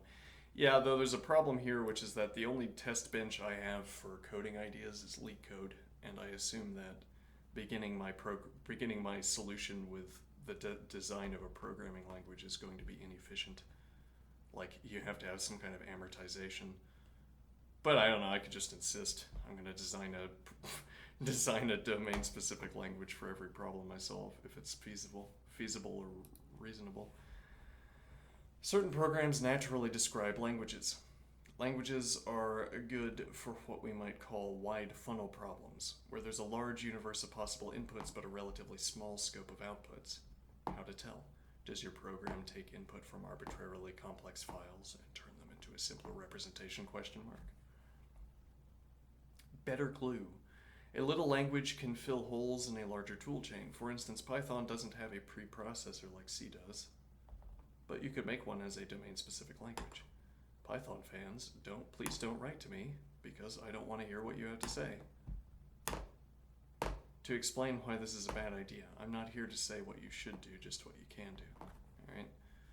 Better interface. Whether you work alone or in a team, a language can wrap a streamlined, easy-to-understand interface around other code. Okay? You'll know something others don't. Knowing how to make a programming language will teach you ideas that you can fold into your usual programming work. Maybe. Well, and certainly we're going to learn macros in this process, so that'll be useful. Presumably. Of course, a programming language isn't the right solution for every problem, but when creating a language is easy and inexpensive, and in Racket it often is, then it becomes a realistic option for many more problems. Alright? How are languages implemented in Racket? Racket is a general-purpose programming language that provides a high-level interface for making new languages. For any Racket-implemented language, we'll proceed in 3 steps. Design the notation and behavior of our new language. Write a Racket program that takes source code written in the new language and converts its notation and behavior to an equivalent Racket program. Run this new Racket program normally. Thus, every language implemented in Racket is really just an indirect way of writing other Racket programs. What we're talking about in step 2 is sometimes known as source-to-source compiler or transcompiler. Transpiler. Why is this a nice approach? Once we're able to compile our new language into Racket, the new language can rely on everything in Racket's toolchain. The libraries, the cross-platform deployment, the packaging and testing tools, the Dr. Racket IDE, and so on. We don't have to recreate it all for each language. Okay. Fair enough. The cost, however, is that we have to learn how to make a source-to-source compiler in Racket. That's why this book exists. We only have to learn it once, then we can make pretty much any language we want. Moreover, since the Racket implementation of a language is itself just a Racket program, these languages can do anything that Racket can. So we can make languages that behave like traditional programming languages, printing their results to the terminal. But we can also make languages that behave in unconventional ways. For instance, they might produce pictures or sounds, since Racket can do all of that too. Racket can produce sounds.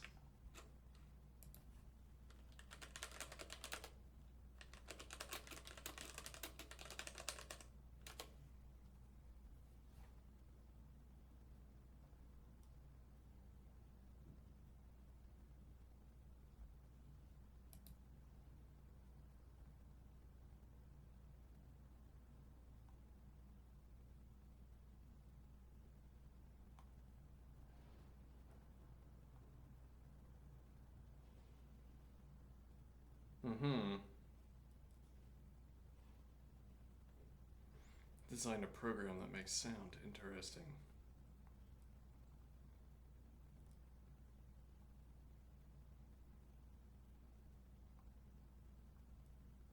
Yes, well, this is the promise of programming languages. They can do everything. Coding, anyway. You can do anything through coding, except for lift weights and do cardio. What? Let's see. Setup.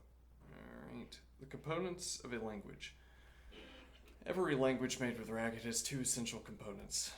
A reader, which converts the source code of our language from a string of characters into Racket-style parenthesized forms, also known as S expressions. An expander, which determines how these parenthesized forms correspond to real Racket expressions, which are then evaluated to produce a result. For every language, we'll specify a reader and an expander. Sometimes we'll write them from scratch, sometimes we'll import them from elsewhere, but they're always mandatory. a reader which converts the source code of our language, our domain-specific language, from a string of characters. So we have a program, the source code of our domain-specific language, which is a string of characters. The reader converts that into racket style parenthesized forms, also known as S expressions, symbolic expressions. Okay, this does not mean, I think, directly converts it into racket, but rather converts it into a list format that can be read, that can be, I don't know, more readily manipulated by racket. And then an expander which determines how these parenthesized forms correspond to real racket expressions. Okay. Which are then evaluated to produce a result. For every language, we'll specify a reader and an expander. Sometimes we'll write them from scratch. They don't need to be large either. For Stacker, we'll write both the reader and expander, but they'll both fit into 40 lines of code.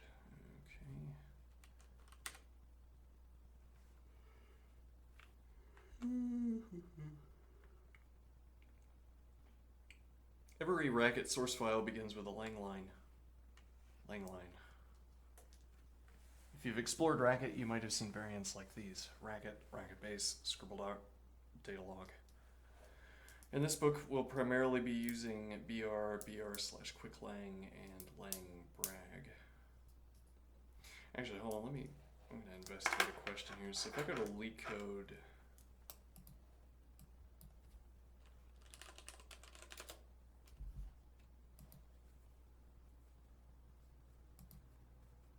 does this specify racket lang?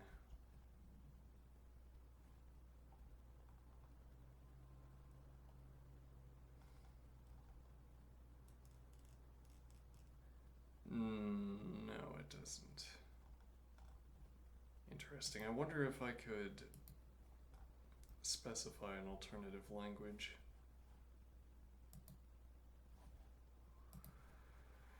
Like if I decided Datalog, which is Prolog,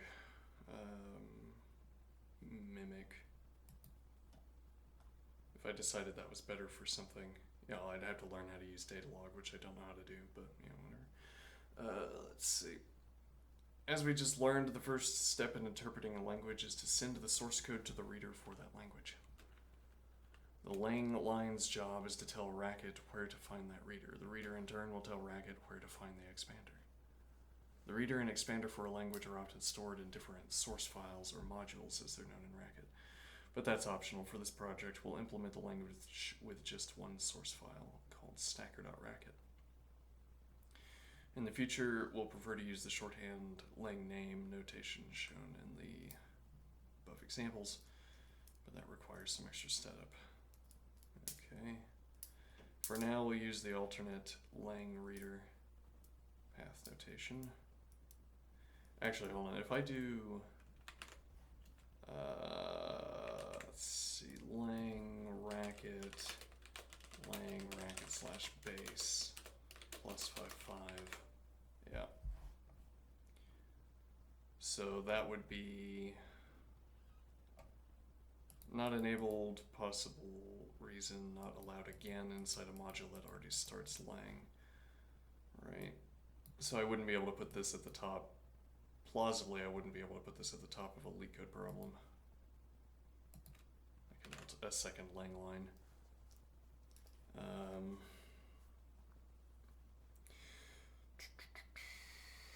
For now, we'll use the alternate lang reader path notation, where path is a local path to the source file that contains our reader.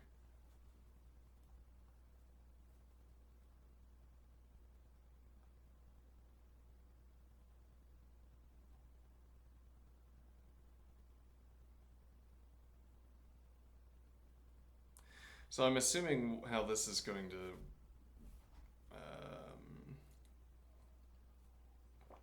how this would get implemented, if at all, in that production environment would be as glue. Because I'm assuming that the performance is gonna be lacking. So you wouldn't want performance critical tight loops working through a domain specific language, but handling a handoff, as it were, between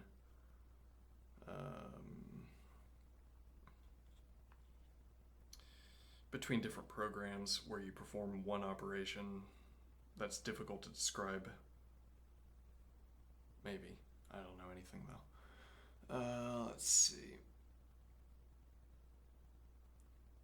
Alright, so we're going to have lang reader stacker.racket, which means that, so this is telling Racket where to find the reader. The reader is going to tell Racket in turn where to find the expander.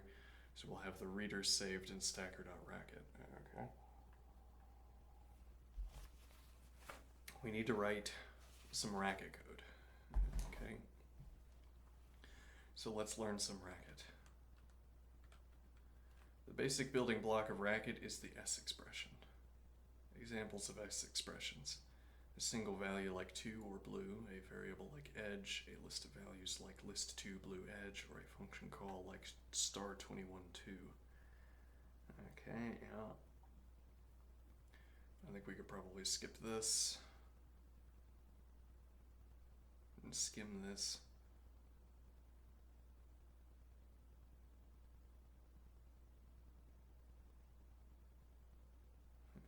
Okay.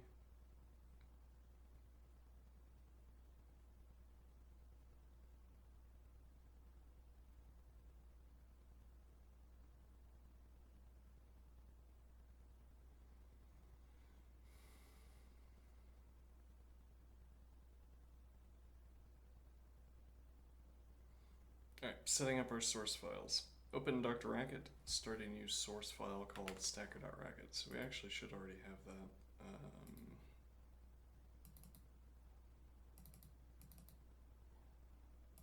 Okay, there we go.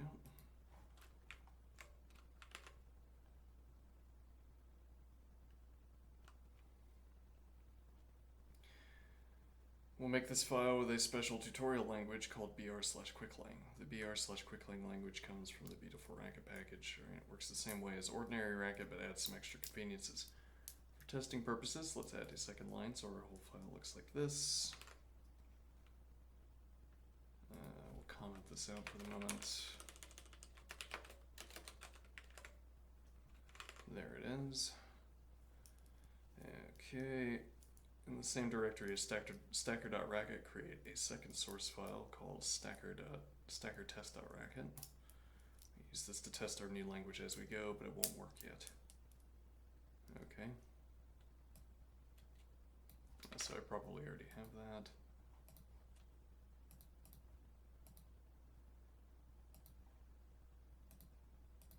I started this before and then we didn't do anything with it. Didn't get very far. Alright, so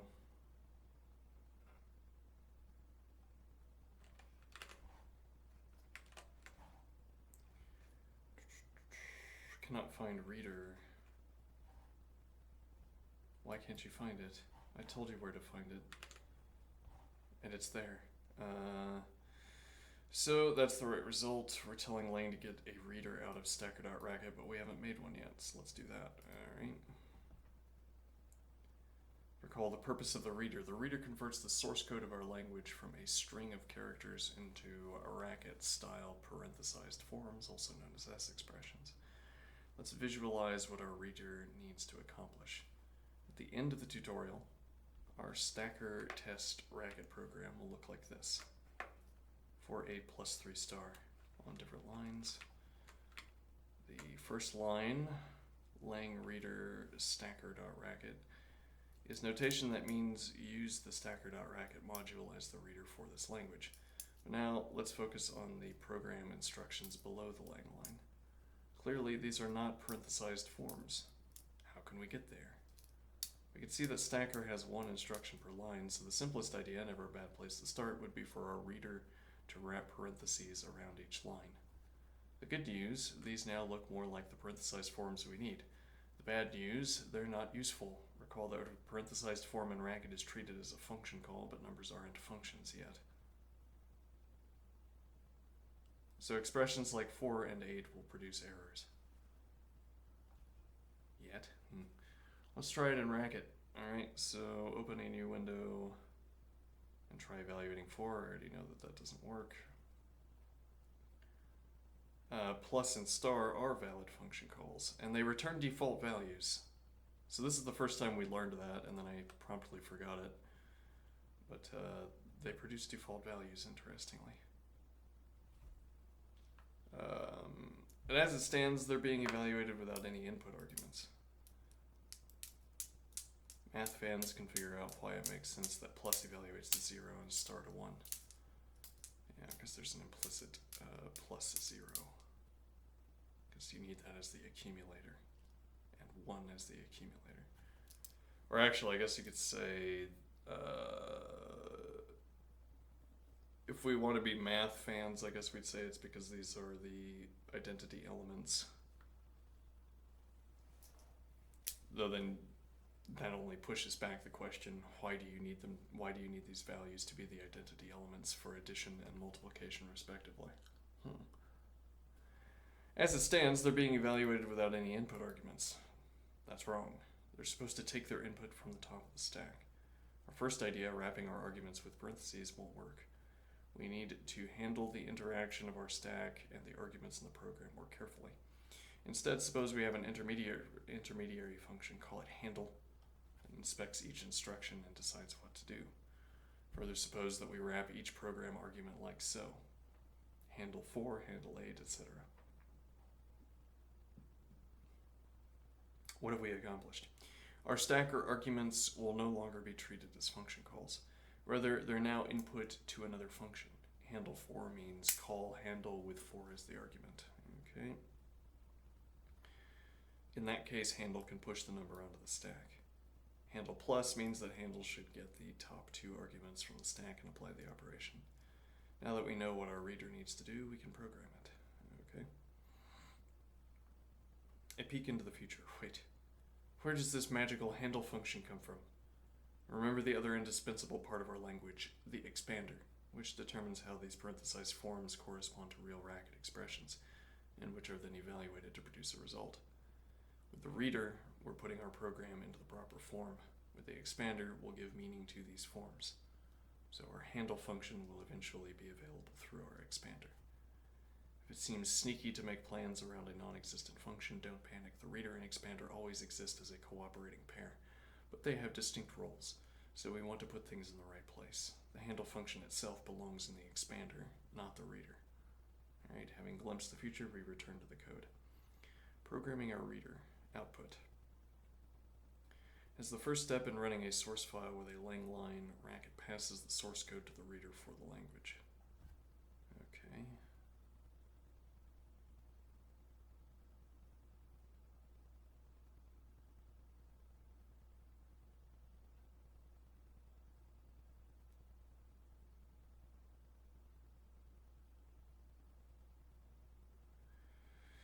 It does this by invoking a function called by convention read syntax. Every reader must export a read syntax function. Okay. Racket passes 2 arguments to read syntax, the path to the source file and a port for reading data from the file. We'll come back to these. For now, let's consider the output. Every read syntax has one job: to return code describing a module packaged as a syntax object. Let's see these 2. Module, the smallest organizational unit of code. All Racket code lives in a module. Alright.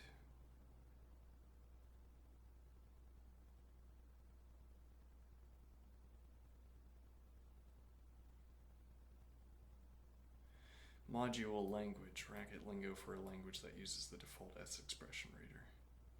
Sure, okay. Syntax object, a datum that represents program code packaged with other metadata such as lexical context and source location. Syntax objects are used primarily as the input and output format for macros.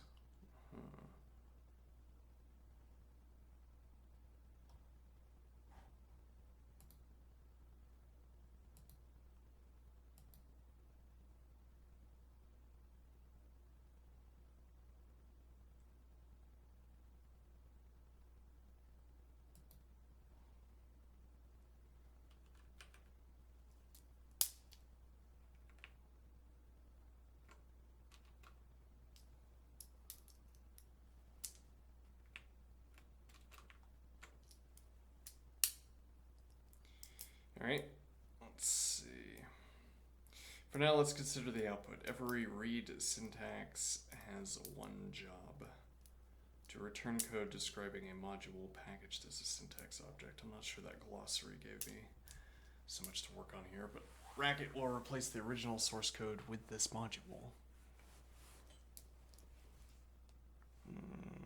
Describing a module. This module in turn will invoke the expander. Okay. Triggering the full expansion of the module. After that, the module will be evaluated normally by the Racket interpreter. Okay. But all this happens under the hood. From the outside, all we see is that our original source code has been converted into a result.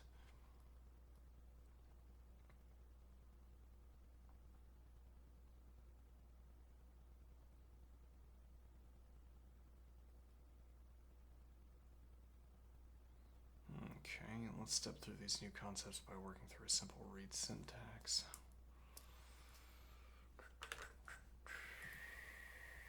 Now we get back here.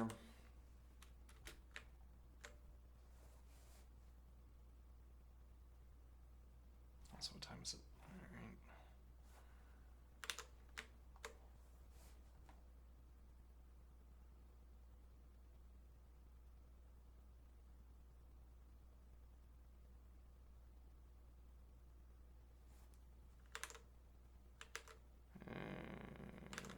Okay. To create a function, we use define. Yeah. Define read syntax. Okay. This line sets up a function called read syntax that accepts two arguments. These are positional arguments, so we can name them whatever we like. Are there any non-positional arguments? Yes. Optional arguments are typically non-positional. Maybe always. And they are indicated by the prefix of the £sign colon. Alright. So we can name them whatever we like. We'll be boring and call them path and port. Read syntax path, port. Okay. We also need to export read syntax so it's available outside this file. In Racket, all definitions are private by default. To make a definition public, we use provide. Provide read syntax. Can I do that at the beginning? I guess not, because it would be specifying it before it was defined. Okay. The body of read syntax performs two tasks. First, it reads the source code from port. A port is a generic interface for input or output that can be read or written incrementally, that is, piece by piece. For instance, if we stop reading an input port, the port remembers where we stopped. The next time we read from the port, we can resume from the same place. Input ports are useful when we're wary of the size of the file on the other side. It might be too humongous to fit into memory. In Stacker, that won't be a problem, so let's just read everything from our port at once. Okay. Oh, wait a minute, hold on. Let me think here.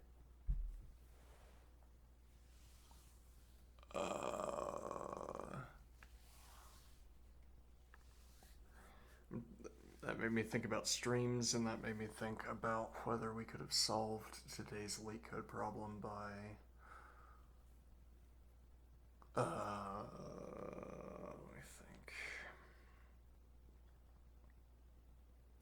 Well, supposing it was only memory limit exceeded, that was our problem, but it wasn't only memory limit exceeded, it was also that we were going to get time limit exceeded if we did not get memory limit exceeded.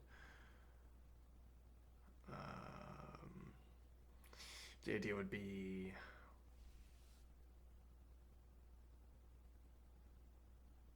I mean, I don't think you could do anything special with streams in that problem.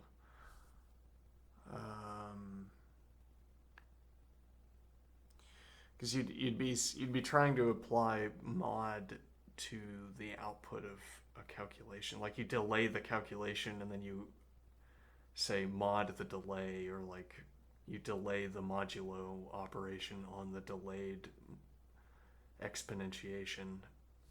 and that would just not do anything. It would just, yeah, you can't like pre-calculate modulo values.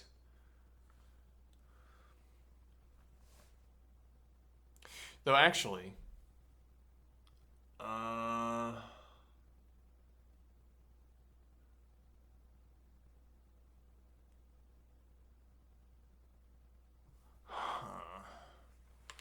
me do a little bit of testing here. If I have, actually, I'm going to take a quick break here, and then I will do some testing. Is anybody in chat? Big brain stuff going on here. Maybe. When I return, I'm going to test.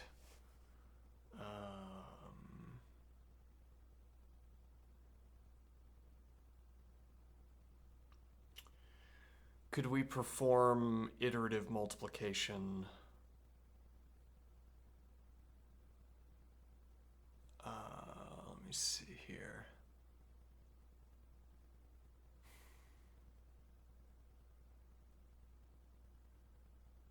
So the earlier problem was about the modulo operation. Okay. Could we, of taking the modulo operation on an exponentiated value, so e.g. EXPT 510 or whatever. Okay, now could I write this out as a function that decrements 10, multiplies by 5, asks whether the value is greater than the mod value, and every time it is, we mod down? Maybe. However, I have to be right back.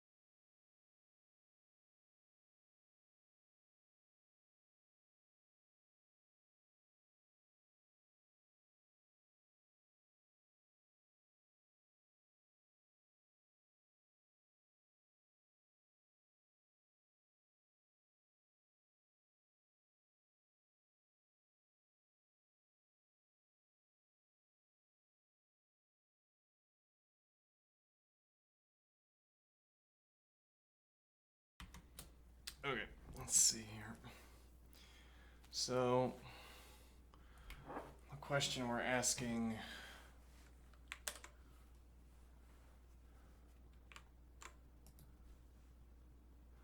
if I design a function, let's see, define counter exponentiation function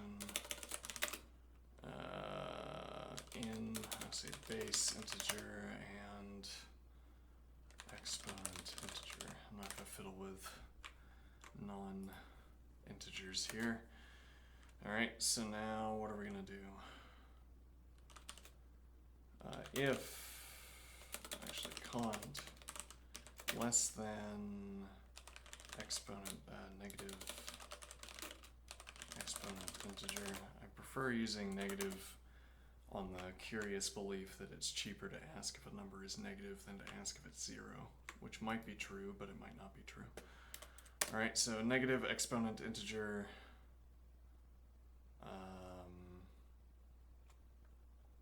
base, no actually, so we need an accumulator. Now, return accumulator integer. Okay. Greater than accumulator integer 1000. Let's suppose that's our mod value. Then run counter.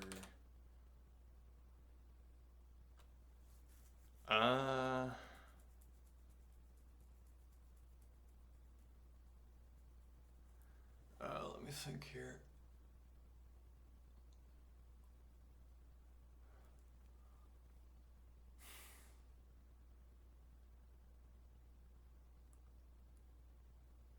I know this is fine. Counter exponentiation, fine for now. We might optimize this a little bit. Let's see. Accumulator integer modulo accumulator integer 1000. I'm not sure this works. I don't have a good reason to think that this works, notably. Else, counter exponentiation function base integer star accumulator integer base integer and sub1 exponent integer. Okay. Now what is the idea?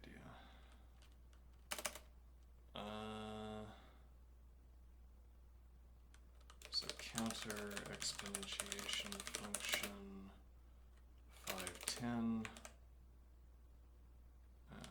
5 another 5 1 10. All right, and what is, well, okay, so first we don't know. First, let's make sure that I've lined this up correctly. So let's comment out this bit of code. No, we did not line this up correctly.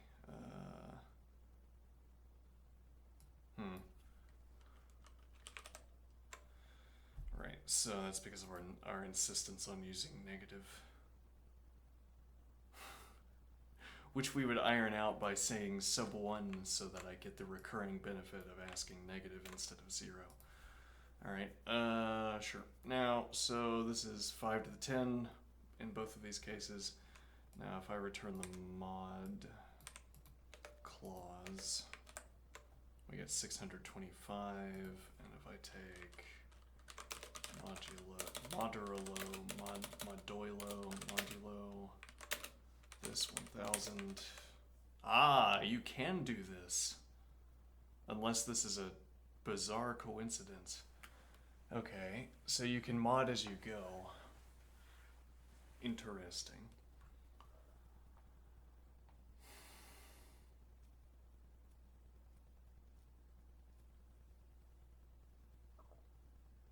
So we would need counter exponentiation for that LeetCode problem. Yeah, I might look into this after lunch we're not, like, I could implement this in 10 minutes. I mean, I could just copy and paste this over and use it. Well, yeah, okay. Let's do that. Let's see. Alright, so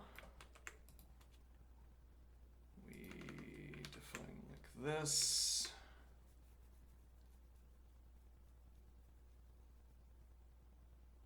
Alright, so now we run counter exponentiation instead of expt star.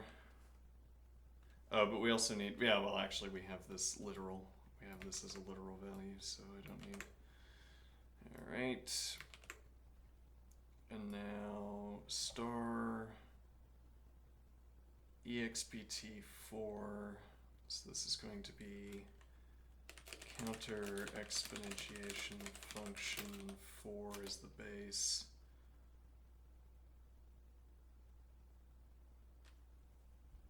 Let me see. And then this will be sub1 half integer. Accumulator 1 sub1 half integer. Actually, we could do this as sub1 here. And then do half integer here, just to be needlessly obtuse. Okay, now counter exponentiation function 5, 1 half integer. And now we don't need the modulo operation.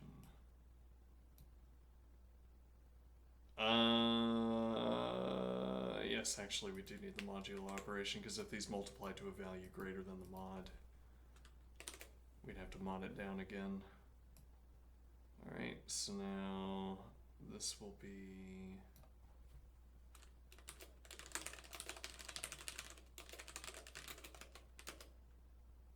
sub1 half integer, and then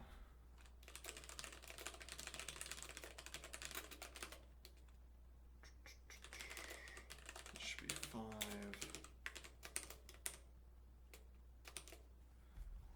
Okay. And now this might still fail due to time considerations, but it has a chance to succeed.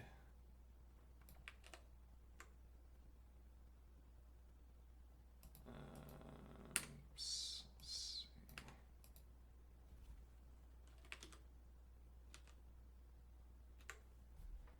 What did I do here?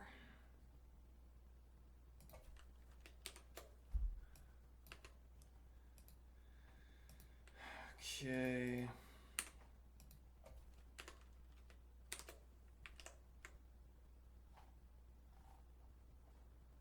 Well, no. But actually, that's a good point. I mean, really what we'd want is to be able to mod in down to begin with. But I don't think you can do that.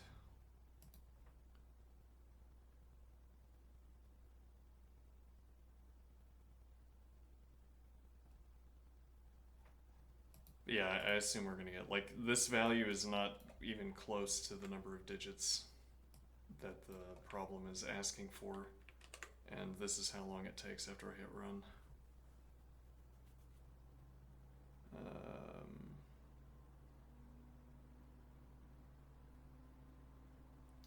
And I'm not going to subject my computer to that. Alright, so failure, but to answer my own question, yes, you can mod down midway. You don't have to wait until the end, which makes a lot of sense. Anyway, what made me think about that?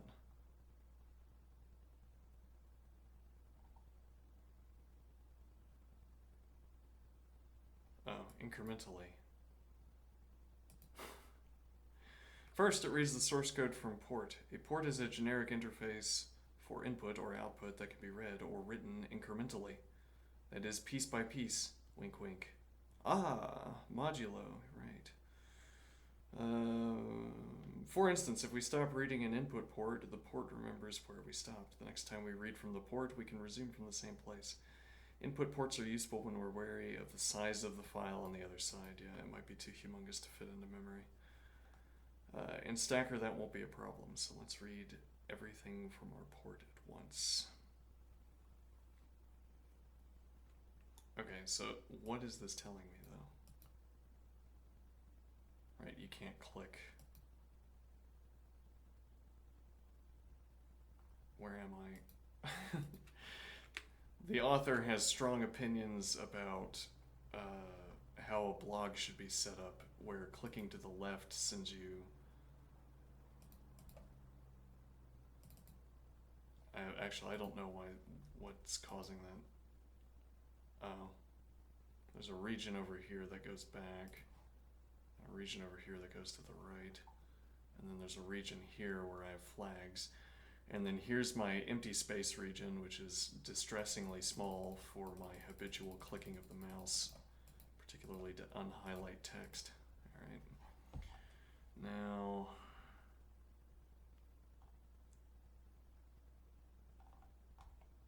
all right. Well, we're kind of out of time here. I'm not sure we made it. I'm not sure we made a good amount of progress.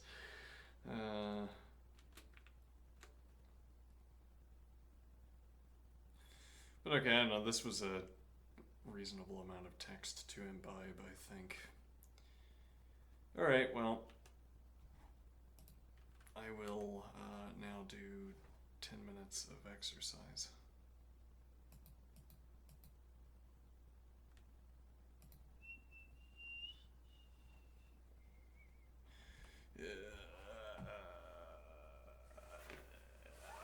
Okay.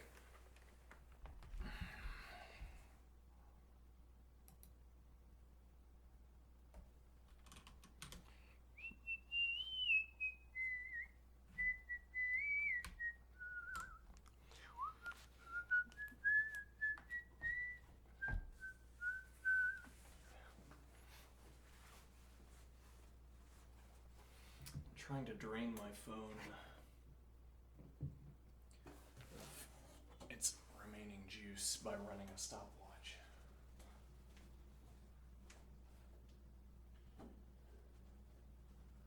Which has not yet worked.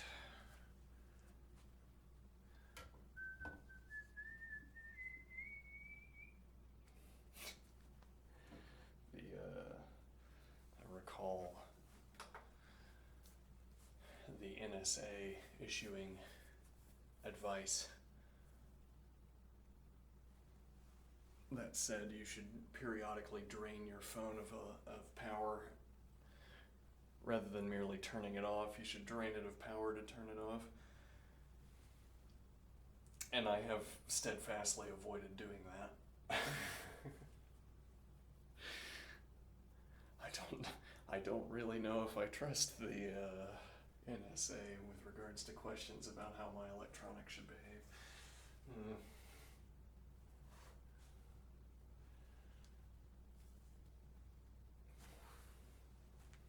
Was that some kind of phishing test? Or are you trying to trick me into doing something I shouldn't do? But now I'm doing it because my alarm clock failed twice in the last week, which is a completely unacceptable failure rate for an alarm clock.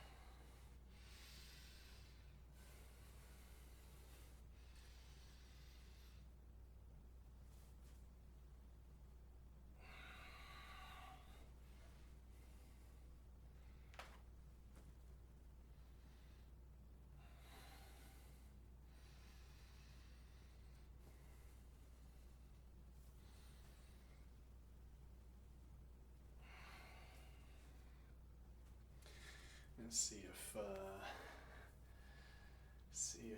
the American Mathematical Society bookstore has any math philosophy books.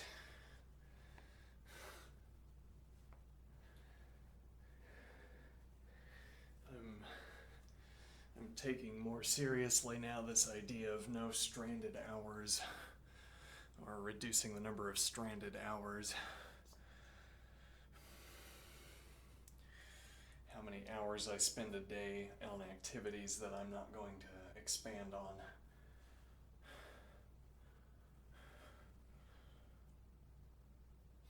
Or for that matter, looking back, reclaiming hours that I've spent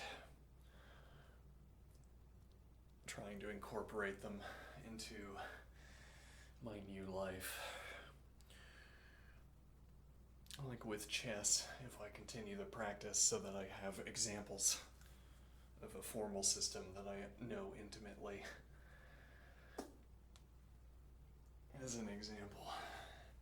And I suppose as some kind of mental exercise in its own right. Part of a well-rounded life, you know. But then, I don't know, I don't want to take up hobbies, though. I mean, I consider the number of hours I spent on video games. How am I going to reclaim those hours? I don't know.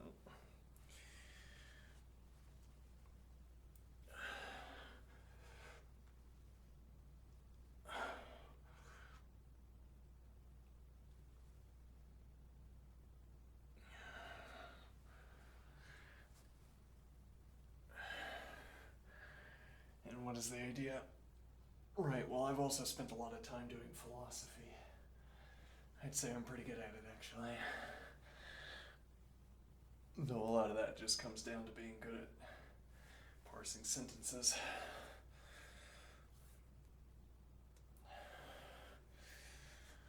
Philosophy of math as a way of engaging those reservoirs in the brain towards the activity of learning math. Well, based on my engagement with math up to this point, rather with philosophy of math, it seems like philosophy of math is about how you should conceive of the relationship between a model and what is modeled.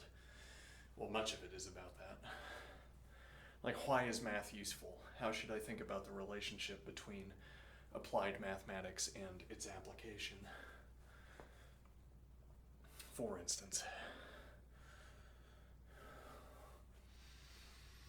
Well, and if I am regularly in the habit of applying mathematics, it would be good to have some background idea of what it is that I'm doing. If I'm at a loss for how to apply mathematics to a given problem, it might behoove me to have an idea of what application is.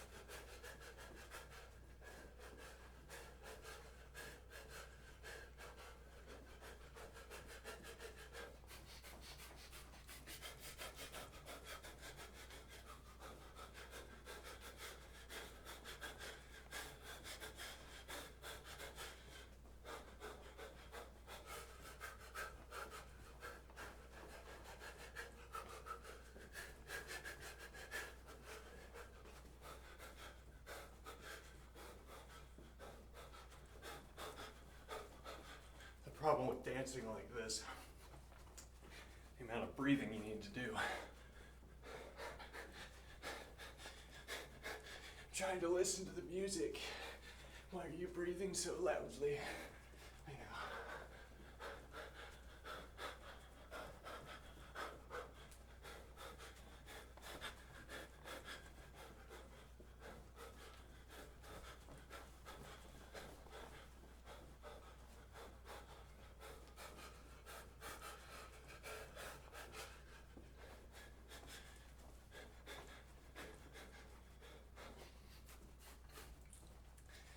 I think if I went too bad, if I went to another rave, a rave EDM festival, I think I'd wear a face mask, surgical mask, or what have you.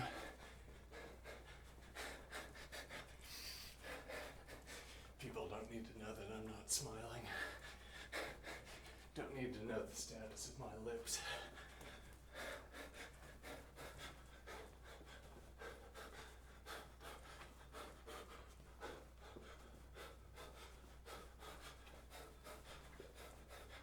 And that's 10 minutes. Okay, now